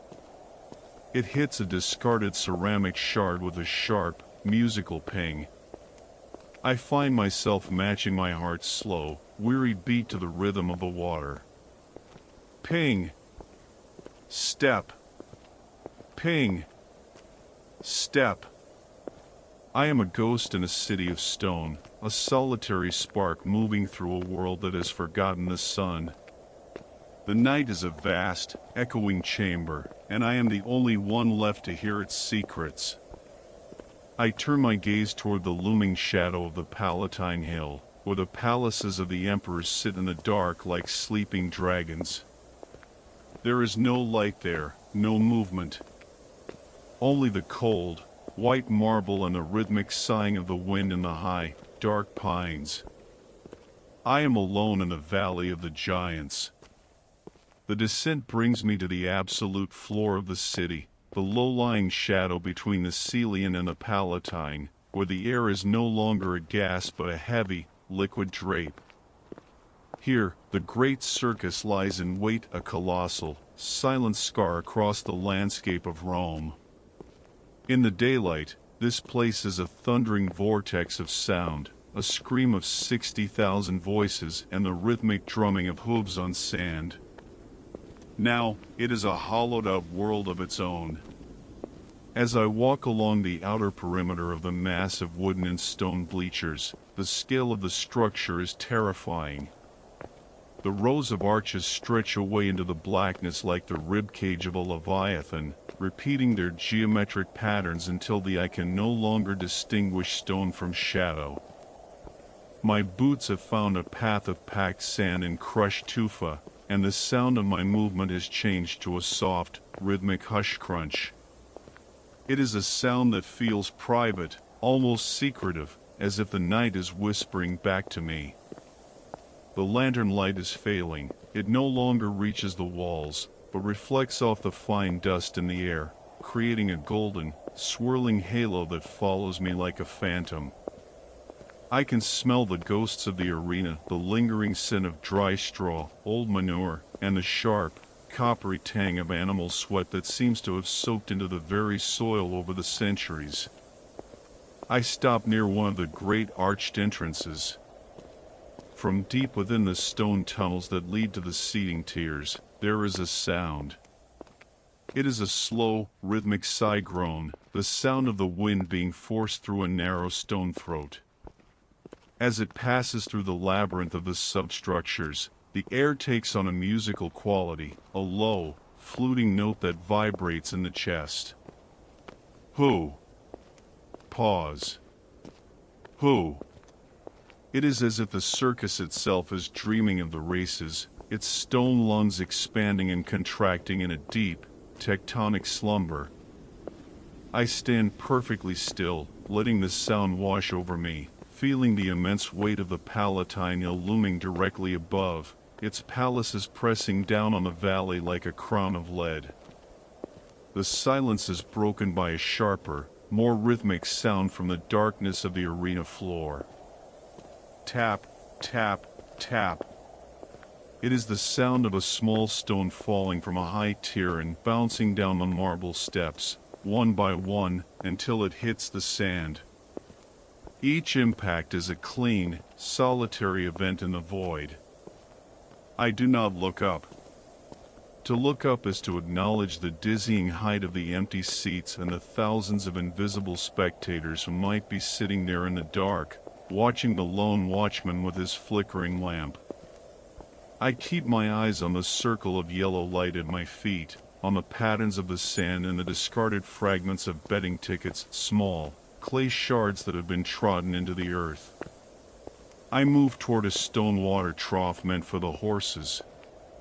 The water inside is black and still as a sheet of obsidian. I set my lantern on the rim, and for a moment, the reflection of the flame is doubled, two tiny golden eyes staring out of the depths. The water smells of minerals and cold iron. As I dip my hand in, the surface shatters into 1,000 rhythmic ripples, each one carrying a sliver of the light.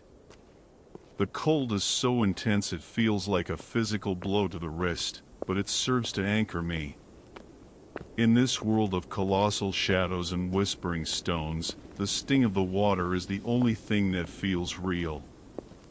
The rhythm of the night has slowed to a crawl.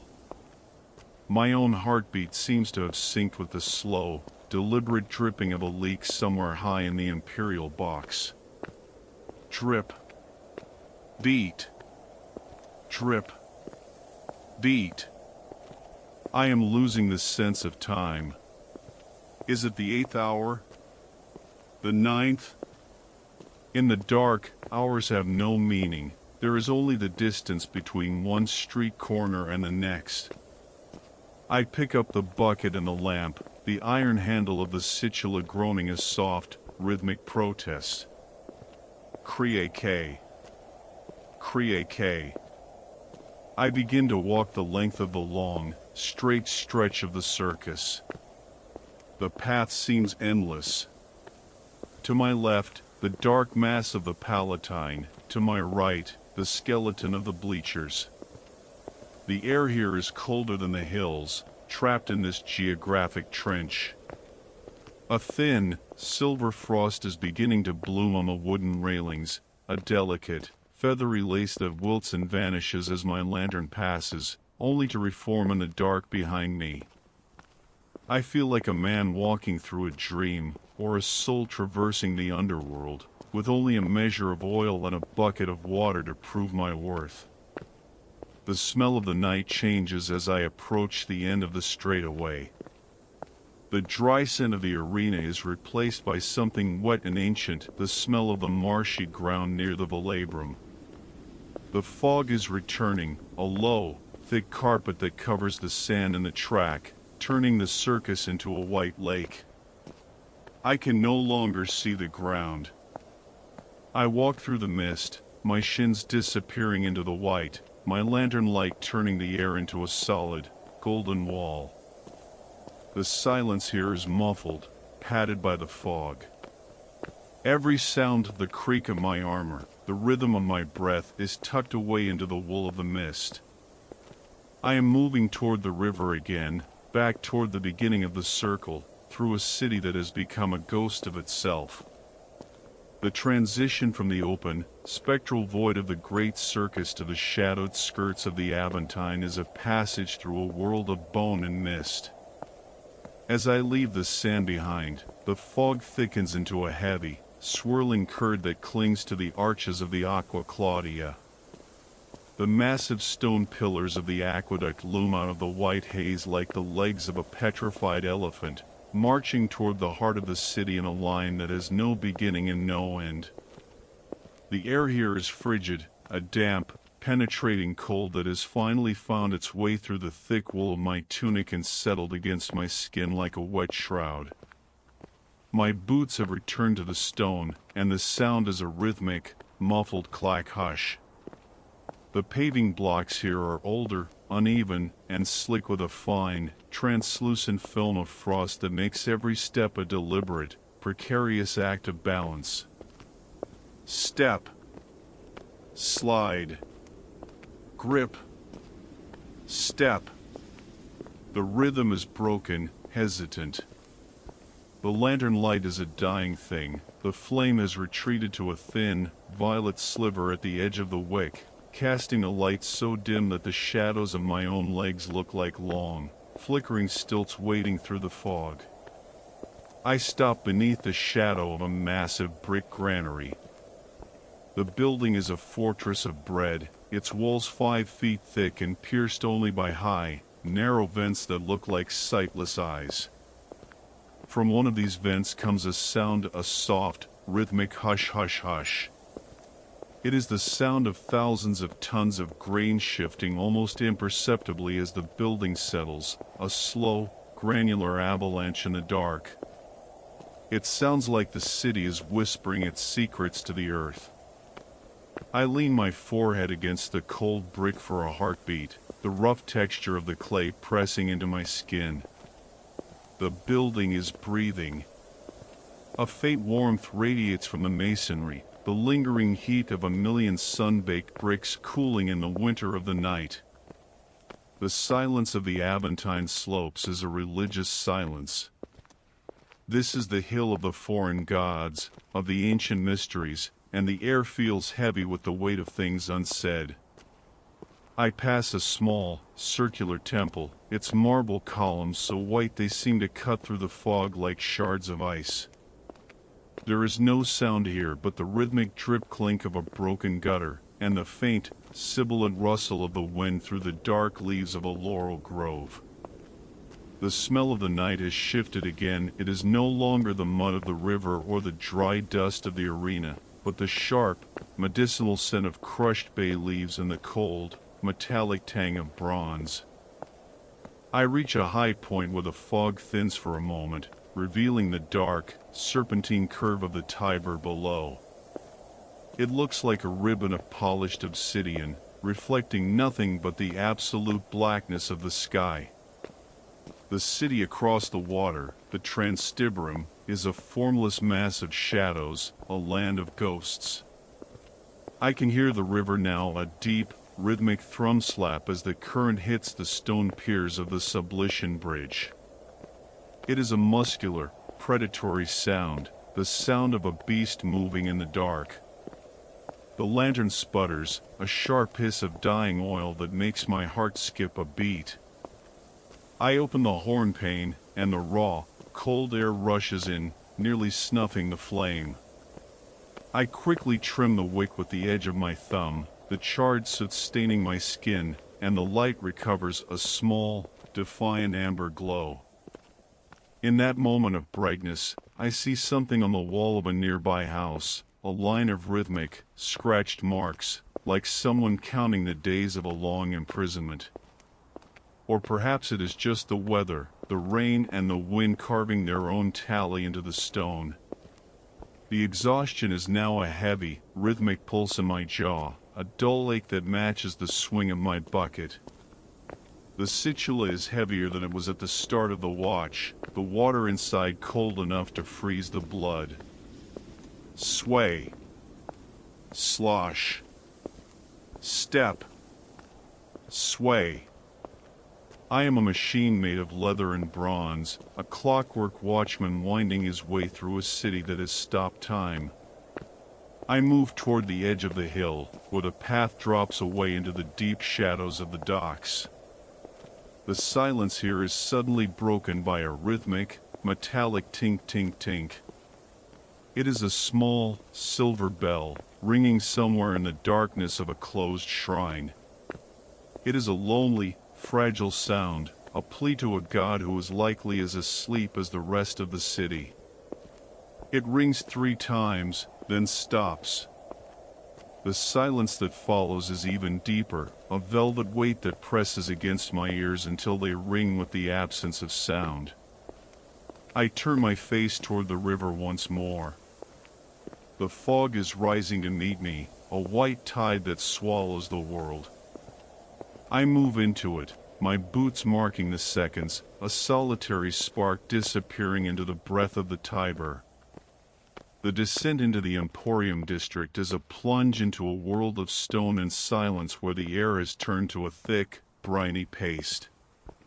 Here, the Aventine's religious stillness is replaced by a massive, industrial gloom. I am walking among the Horia, the gargantuan warehouses that hold the lifeblood of the empire. These structures are not buildings so much as they are cliffs of brick, their sheer faces rising up into the mist until they vanish. The street has narrowed to a canyon of shadow where the only light is the dying, jaundiced pulse of my lantern. My boots strike the pavement with a rhythmic, sodden thump squish.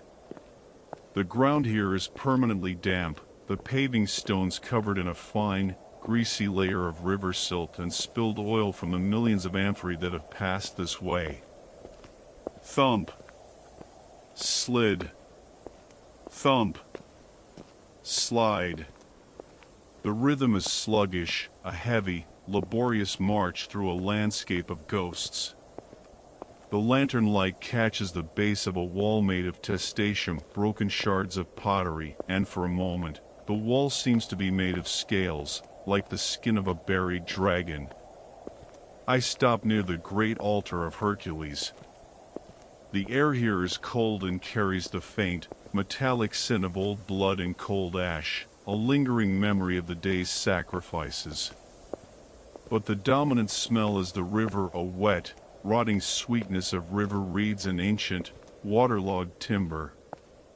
From the darkness of the docks, I hear a sound, a slow, rhythmic creak groan, creak groan.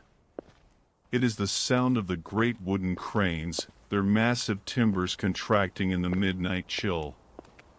They sound like old men complaining in their sleep, their iron chains rattling with a soft, rhythmic chink-chink as the wind from the Tiber nudges them. The silence of the docks is a heavy, nautical silence. It is the sound of 1,000 moored boats rubbing against the pilings, a collective, rhythmic thumpside that sounds like the city's slow pulse. I move toward the water's edge, the fog curling around my knees like a living thing. The lantern light reflects off the black surface of the Tiber, a single, shivering amber line that stretches out into the void. The water does not splash, it slides past the stone embankments with a low, muscular hiss, a sound of immense power held in check by the night. I find a stack of discarded timber and sit for a moment, the cold of the wood seeping through my leather terrages. My bucket, the situla, rests at my feet, its water a dark, still mirror.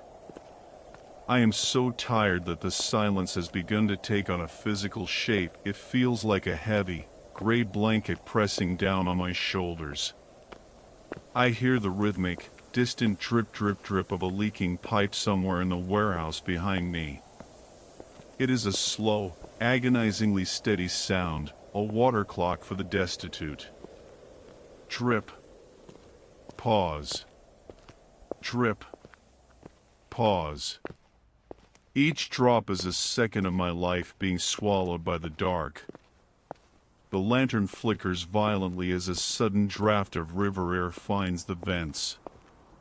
The shadows of the cranes leap across the fog, looking like the spindly legs of gargantuan insects. I shield the flame with my cloak, the rough wool smelling of wood smoke and sweat. For a heartbeat, the world is reduced to the warmth of my own breath and the tiny, blue-hearted flame. The isolation is total. In this city of 1 million people, I am the only one who hears the river's low growl and the warehouse's rhythmic groaning. I pick up the lantern and continue my walk, turning away from the water and heading back toward the heart of the Velabrum. The street is a tunnel of shadow, the eaves of the warehouses almost meeting overhead. I pass a massive pile of discarded amphorae, Monte Testaccio in its infancy, where the broken pottery makes a soft, rhythmic crunch under the paws of a passing rat. The sound is startlingly loud, a sharp, crystalline breakage that echoes up the walls of the canyon. The air is growing colder still, the frost now a solid, white crust on the iron rims of my bucket. My fingers are so numb they have lost the ability to feel the texture of the handle. I am a ghost of iron and leather, moving through a city that has become a dream of stone. I reach a small intersection where a lone, stone bollard stands like a sentinel. I pause, listening. The silence is now cluttered with the rhythmic, low-frequency hum of the city's deep drainage, a subterranean vibration that makes the soles of my feet tingle. I move forward, my boots marking the time on the wet basalt. The path is long, the night is deep, and the sun is a memory I can no longer quite grasp. I am the watcher of the docks, the silent pulse in the veins of the stone, moving through the fog while Rome sleeps its heavy, waterlogged sleep. Leaving the heavy, maritime dampness of the Emporium, I steer my path toward the Forum Boreum. The transition is marked by the smell of ancient, cold grease and the persistent, iron-like scent of the cattle market's empty pens. The fog here is not as thick as it was by the docks, but it is colder, hanging in thin, rhythmic veils that part before me like the curtains of a theater.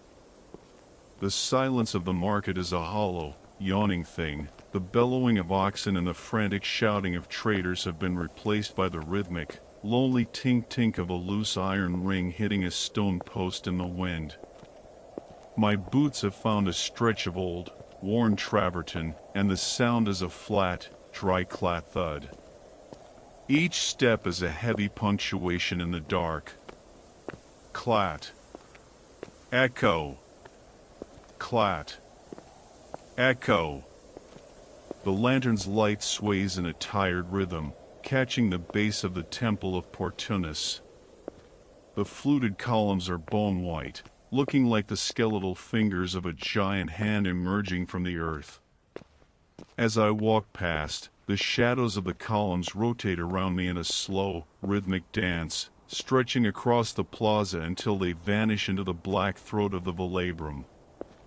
I stop near the great altar, and for the first time in hours, I hear a sound that is not made by stone or water. It is the rhythmic, heavy thwack-thwack of a wet cloth hitting a stone.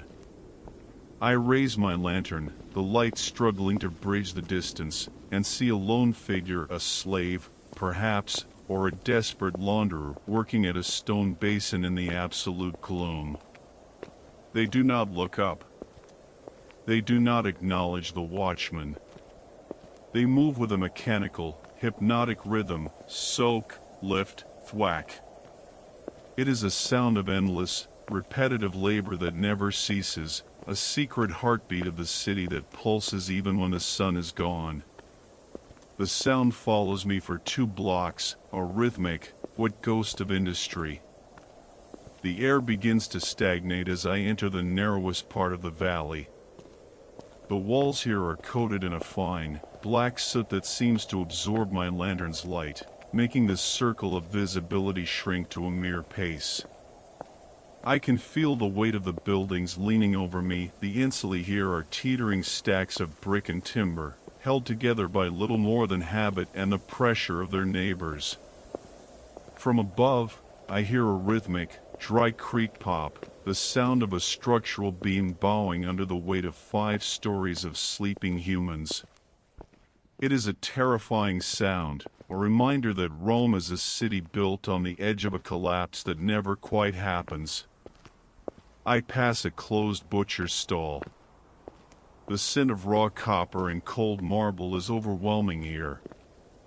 A single, rhythmic drip, drip, drip, falls from the edge of a marble slab into a ceramic drain. In the silence, it sounds like the ticking of a heavy, liquid clock. I find myself holding my breath to listen to the space between the drops, a silence so profound that I can hear the soft, rhythmic hiss of the air passing through my own nostrils. My armor, once a comfort, has become a frozen shell. The bronze is so cold that it feels as though it is drawing the very heat from my heart. The lantern flickers, and a sudden, sharp crack echoes through the alley. I spin around, the water in my situla sloshing with a rhythmic glug show, but there is nothing there. It was only the stone cooling, a thermal snap that rings through the masonry like a gunshot. I stand still for a long minute, my heart a frantic, rhythmic drum against my ribs. The silence rushes back, thick and suffocating, and I realize that the city is not just sleeping, it is watching.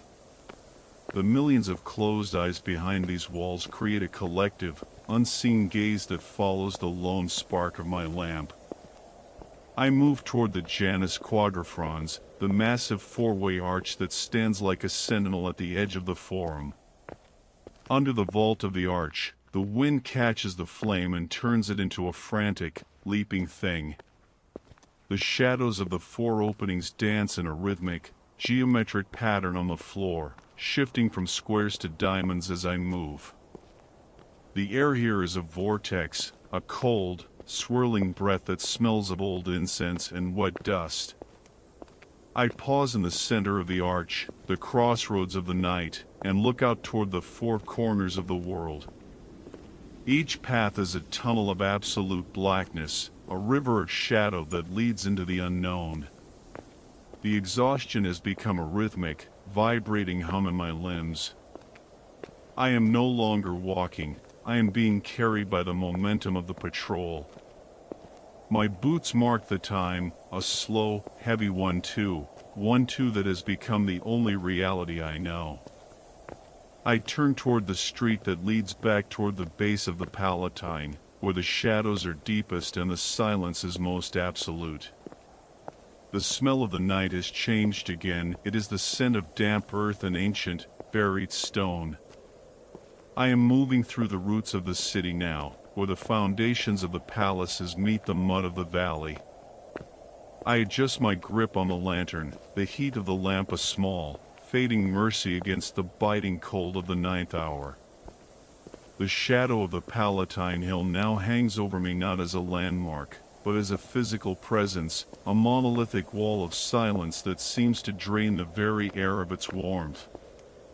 At the base of the Clivus Victoriae, the street is a narrow, lightless gorge where the marble of the imperial foundations meets the rough, utilitarian brick of the city floor.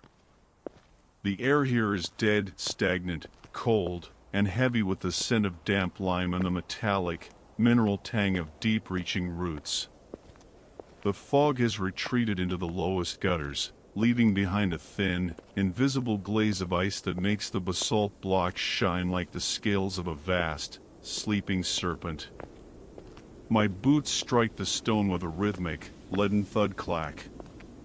There is no echo here. The massive retaining walls of the Emperor's palaces seem to swallow sound as efficiently as they swallow light.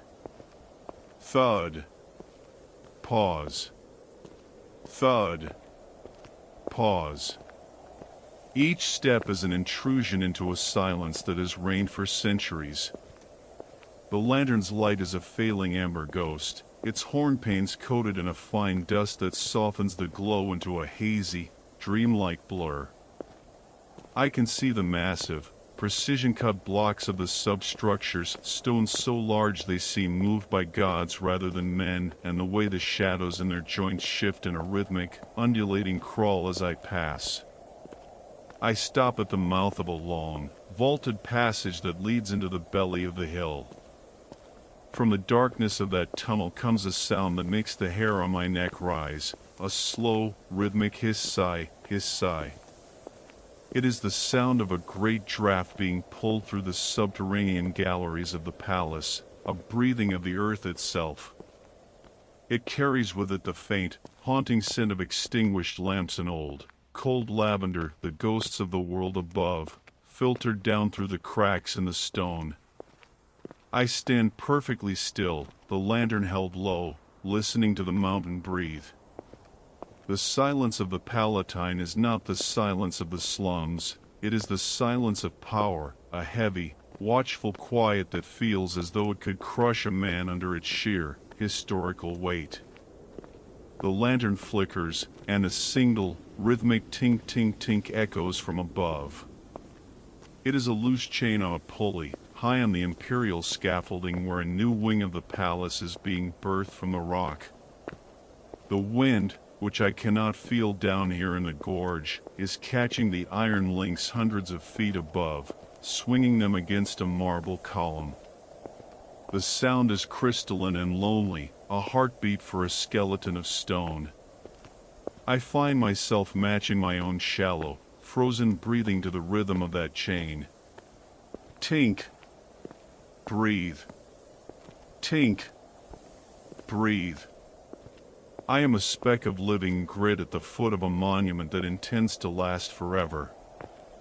I move toward a small, stone-lined drainage channel that runs along the base of the cliff. The water inside is moving with a slow, rhythmic gurgle slap, a black ribbon of liquid carrying the mountain's cold sweat down to the great sewer. I dip the rim of my bucket into the flow just to feel the weight of it. The vibration of the water against the wood is a low, rhythmic thrumming that travels up my arm and settles in my shoulder. It is a reminder that even the most solid stone is being hollowed out by the constant, patient rhythm of the water. The exhaustion has now entered a stage of weightless hallucination. The shadows of the fluted pilasters on the palace wall seem to be moving, stepping out into the street in a rhythmic, slow-motion march that mimics my own. I stop, and they stop. I walk, and they resume their spectral patrol. I am no longer certain where the stone ends and the night begins. The smell of the night has turned to the scent of cold, wood iron and the sharp, acidic sting of old wood ash drifting down from the palace's hidden heating vents. It is a scent of luxury that has been stripped of its heat, leaving only the cold, gray residue of comfort. I reach a spot where the street opens slightly, revealing a row of silent, shuttered shops that serve the palace staff. The wood of the doors is old and silvered by the weather, the iron bolts rusted into place. From behind one of these doors comes a sound, the rhythmic, dry scritch of a mouse behind the wainscoting. It is a tiny, domestic sound that feels incredibly precious in the face of the imperial silence. It is a sign of life that doesn't care about marble or emperors, a small, rhythmic industry of survival that mirrors my own. The lantern is burning so low now that the flame is a mere spark of violet, shivering on the edge of the wick. I do not trim it. I do not want to break the spell of the darkness. I move forward, the slope of the hill guiding me back toward the forum, the rhythm of my boots on the stone the only clock I have left. The night is a vast, echoing chamber of memory, and I am the only one left to count the beats. I turn my face toward the long, dark gallery of the Via Sacra, where the shadows of the temples are waiting to pull me back into the heart of the world. The return to the Via Sacra is a descent into a canyon of frozen time. Here, the air has completely lost the movement of the hills and the damp vitality of the river. It has become a brittle, crystalline void that tastes of pulverized marble and the dry, lingering chill of a tomb. The great monuments of the Forum, which loomed like giants in the earlier hours, have now settled into the absolute blackness of the 10th hour. They are no longer buildings, but absences, vast, geometric voids carved out of the stars.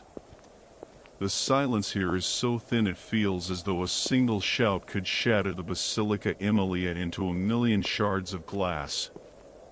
My boots strike the massive basalt blocks of the sacred way with a rhythmic, bell-like talk echo.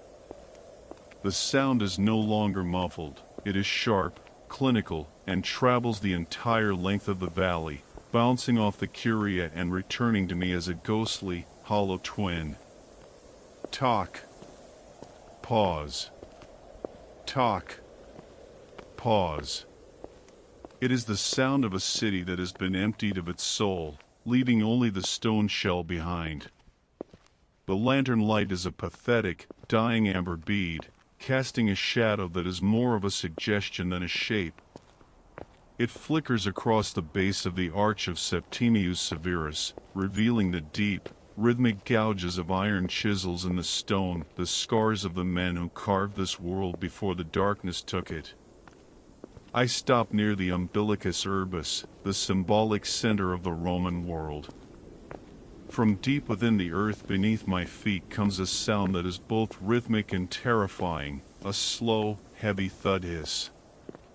It is the sound of the city's deep hydraulic veins, the great pressure of the water mains shifting against the ancient earth. It feels as though a leviathan is turning over in its sleep beneath the pavement. Thud. Hiss. Thud. Hiss. The vibration travels through the soles of my boots, a rhythmic reminder that even in this state of absolute stillness, the city is a living, breathing engine of stone and water.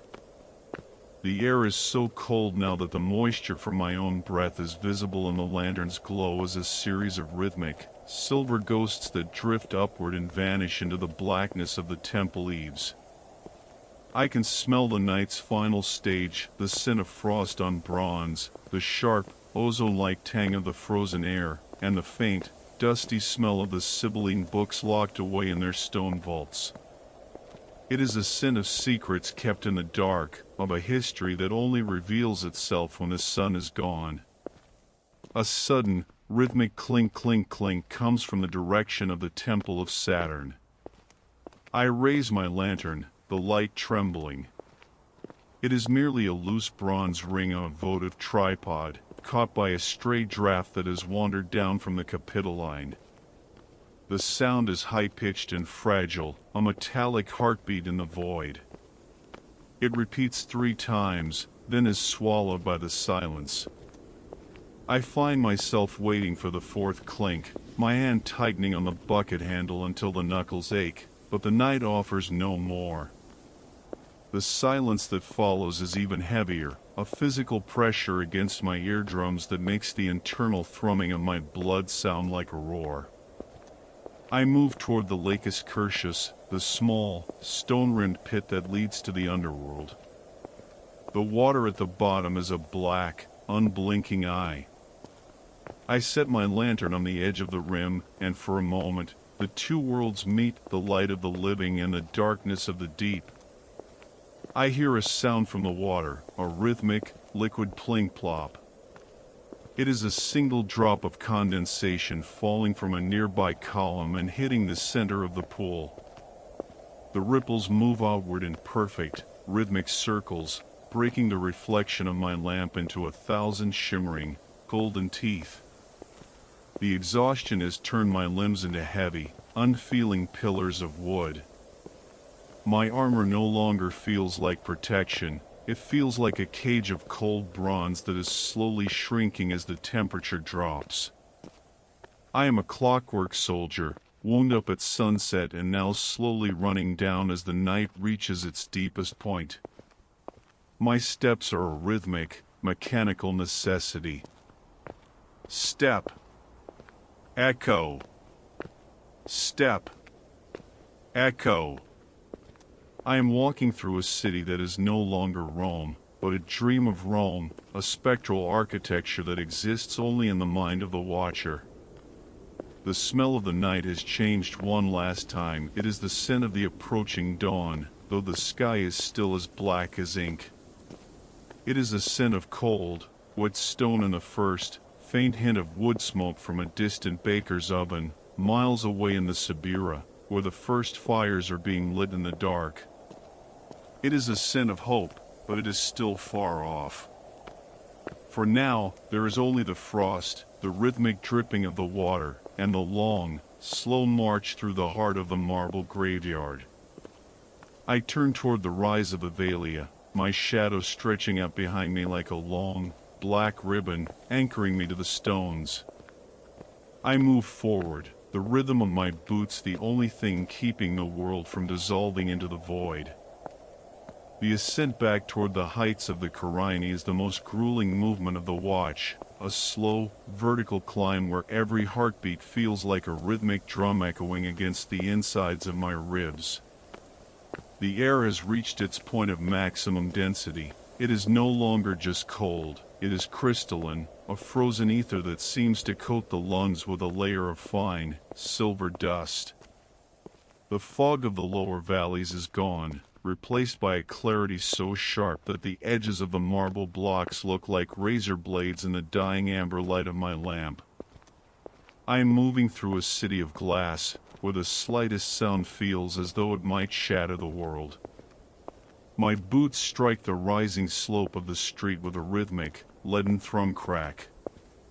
The sound is singular and isolated, stripped of the rich echoes of the forum.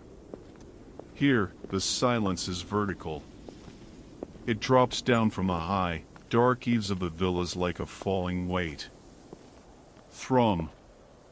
Pause. Thrum. Pause. I can hear the rhythmic, dry hiss of the sand shifting beneath my soles, a sound like a long, drawn-out sigh. The lantern is at its final extremity. The oil has been reduced to a thick, dark sludge, and the flame is a tiny, desperate blue spark that clings to the charred remains of the wick. It casts a light so narrow it barely reaches my knees, leaving my upper body to move through the absolute blackness like a disembodied ghost. I stop near a massive, iron-studded gate that marks the entrance to a wealthy estate. Behind the oak and the metal, I hear a sound that is the very essence of the 11th hour, the rhythmic, heavy clank thud of a security bolt being tested. It is a slow, methodical sound. Someone inside is walking the perimeter of their fortress, checking the barriers between their sleep and the night. It is followed by the soft, rhythmic shush-shush of a broom on a stone courtyard, a slave preparing the ground for a morning they cannot yet see. The sound is heartbreakingly domestic, a tiny pulse of human purpose in a universe that is turned to stone. The smell of the night has shifted to something ancient and metallic. It is the scent of the city's deep iron, the gates, the bars, the chains, and the hidden armories all cooling to the point of brittleness. I can smell the frost on the metal, a sharp, electric tang that bites at the back of the throat. I reach out and touch the stone wall of the villa. It is so cold that my skin nearly sticks to the masonry. From somewhere high above, in the gardens that overlook the street, I hear the rhythmic, mournful hoot-hoot of a tawny owl. It is a lonely, hollow sound that carries the weight of the entire night within it, a sound that says the sun is a myth and the darkness is the only truth. I move further up the hill, my muscles trembling with a rhythmic, exhausted vibration. My armor has become a part of my body, a cold, bronze skin that I can no longer feel. I am a machine of habit. The situla swings at my side, the water inside now a solid, unmoving block of ice that rings with a rhythmic, metallic tink against the side of the bucket with every step. I find a small, stone bench intended for clients waiting on their patrons, and I do not sit, but I lean against it for a moment. The silence that rushes in is so profound that I can hear the soft, rhythmic creak of the stars, or perhaps it is just the sound of my own neck vertebrae settling under the weight of my helmet. In this absolute stillness, a new rhythm emerges, the rhythmic, distant thud-thud-thud of a heavy hammer. It is coming from the direction of the Esquiline, perhaps a baker breaking apart blocks of salt, or a blacksmith preparing his hearth for the first light. It is a slow, deliberate rhythm, a precursor to the day. Thud. Pause. Thud. Pause. It is the first sign that the city is beginning to stir in its deep, stone womb. I feel a sudden, sharp pang of longing for the light, a physical ache in my chest that matches the beat of the hammer. But the sky above is still a flat, charcoal void, and the street ahead is still a river of ink. The lantern flickers, a sharp sputter hiss that signals the very end. The shadows on the wall leap and contract one last time, looking like the closing of a great, dark eye. I am walking now by memory and the touch of my boots on the familiar basalt. I pass a row of cypresses, their dark, flame-like shapes swaying in a rhythmic, sibilant dance as a pre-dawn breeze finally begins to stir. The wind carries the scent of the mountains, snow, pine, and the cold, clean emptiness of the high peaks. It is a breath of the wilderness, blowing through the streets of the world's greatest city, reminding me that Rome is just a temporary arrangement of stone on the surface of an old, indifferent earth. I reach the crest of the hill. Below me, the city is a vast, lightless sea of roofs and arches, silent and waiting. I can hear the rhythmic, liquid hush of the wind moving through 1,000 narrow alleys, a sound like the rushing of blood in the ears of a giant. I am the only one awake to hear it. I am the only one who knows the true depth of the night. I turn my face toward the final stretch of the watch, the long, sloping path that leads back toward the statio. The rhythm of my boots resumes, a slow, heavy, final count of the seconds that remain before the world is born again. The final hour of the watch is not a time of light, but a time of gray, heavy transformation. As I descend from the heights of the Carini back toward the heart of the city, the absolute ink of the night begins to fray at the edges, turning into a thick, smoky charcoal. The air is at its most brutal now, a stagnant, bone-deep frost that has turned the world into a brittle sculpture. Every breath I take feels like swallowing a needle, the cold blooming in my chest in a rhythmic, icy pulse. The silence has changed too. It is no longer the vast, empty void of midnight, but a dense, expectant stillness, the kind that precedes a landslide. My boots, now moving with a weary, automatic precision, strike the stones with a final, rhythmic thud-clack. The sound is no longer an intrusion, it has become part of the city's pre-dawn texture. Thud. Echo. Thud. Echo. The lantern is finally dead. The last drop of oil has vanished, and the wick is a cold, black splinter behind the horn panes. I carry the lamp now only as a hollow weight, a relic of the night I have just survived. I am walking in the wolf light, that deceptive, shadowless gray where the buildings have no depth and the streets seem to float in a sea of wood smoke and mist. I pass a large insula where the silence is beginning to crack. From behind the thick wooden shutters of a ground-floor bakery, I hear the first rhythmic sound of the coming day, the slow, heavy grind crunch of a stone mill wheel. It is a tectonic sound, the sound of grain being pulverized into life. It is followed by the sharp, rhythmic clack of a wooden paddle hitting a stone hearth. These are the first heartbeats of the waking giant. The smell of the night, the cold marble, the wet iron, the stagnant river is suddenly pierced by the warm, yeasty scent of rising dough. It is a scent so powerful it feels like a physical blow to my starving senses. The sky above the hills to the east is no longer black, but a bruised, leaden purple. The stars have not set, they have simply dissolved into the thickening atmosphere. I reach the edge of the forum one last time. The temples are no longer ghosts, they are solidifying into their earthly forms, their white marble surfaces catching the first, indirect glimmer of a sun that is still hidden below the horizon. The silence of the great plaza is being punctured by a rhythmic, metallic clink, clink, clink, the sound of iron-rimmed wheels on a distant street, the night carts hurrying to finish their rounds before the ban on daytime traffic takes hold. I stop by the Millennium Orium, the golden milestone. I set my bucket down with a final, echoing clink. The water inside is a solid, gray disk of ice. I look at my hands. They are the color of the stones I have patrolled, stained with soot and mapped with blue veins of cold. I feel a profound, hollow sense of isolation. I have walked the length of the world's heart while it was dead, and now that it is beginning to stir, I am no longer needed.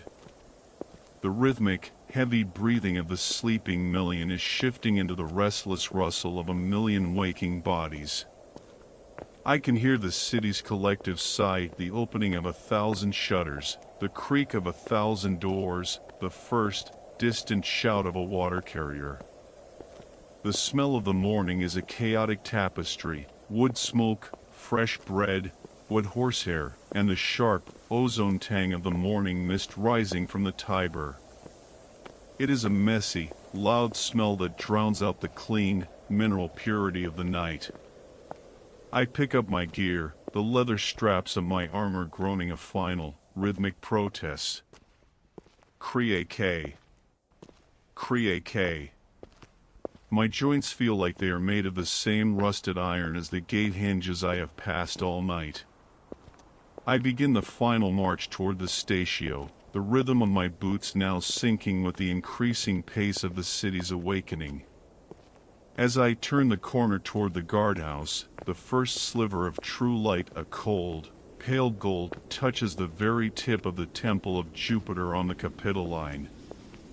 It is like a signal. The gray world suddenly gains a dimension of color. The shadows, which have been my only companions for 6 hours, begin to retreat, huddling back into the alleys and the drains where they will wait for the sun to fail again. I see the heavy iron-banded door of the Statio ahead. It is standing open, a yellow glow from the internal brazier spilling out onto the wet street. I reach the threshold and pause, looking back over my shoulder one last time. Rome is no longer a dream of stone. It is a city of noise and light, of dust and ambition. The heavy, oppressive silence is gone, shattered by the first hammer blow of a carpenter and the cry of a child. I step inside, the warmth of the guardhouse hitting my face like a wave, and the rhythm of the night watch finally, mercifully, comes to an end. The city is awake. The watch is over. We have reached the end of our journey for tonight, but the peaceful world we've built will stay with you until the moment you wake. You are completely relaxed now, ready for a deep, restorative rest. Thank you for spending your evening here at the Night Library Archive. If this journey brought you peace, Please support us by liking the video and subscribing to our archive. Don't forget to share in the comments which lands you'd like to visit in our next journey. Now, let yourself go into the arms of the night and the silence. Sleep well, and sweet dreams.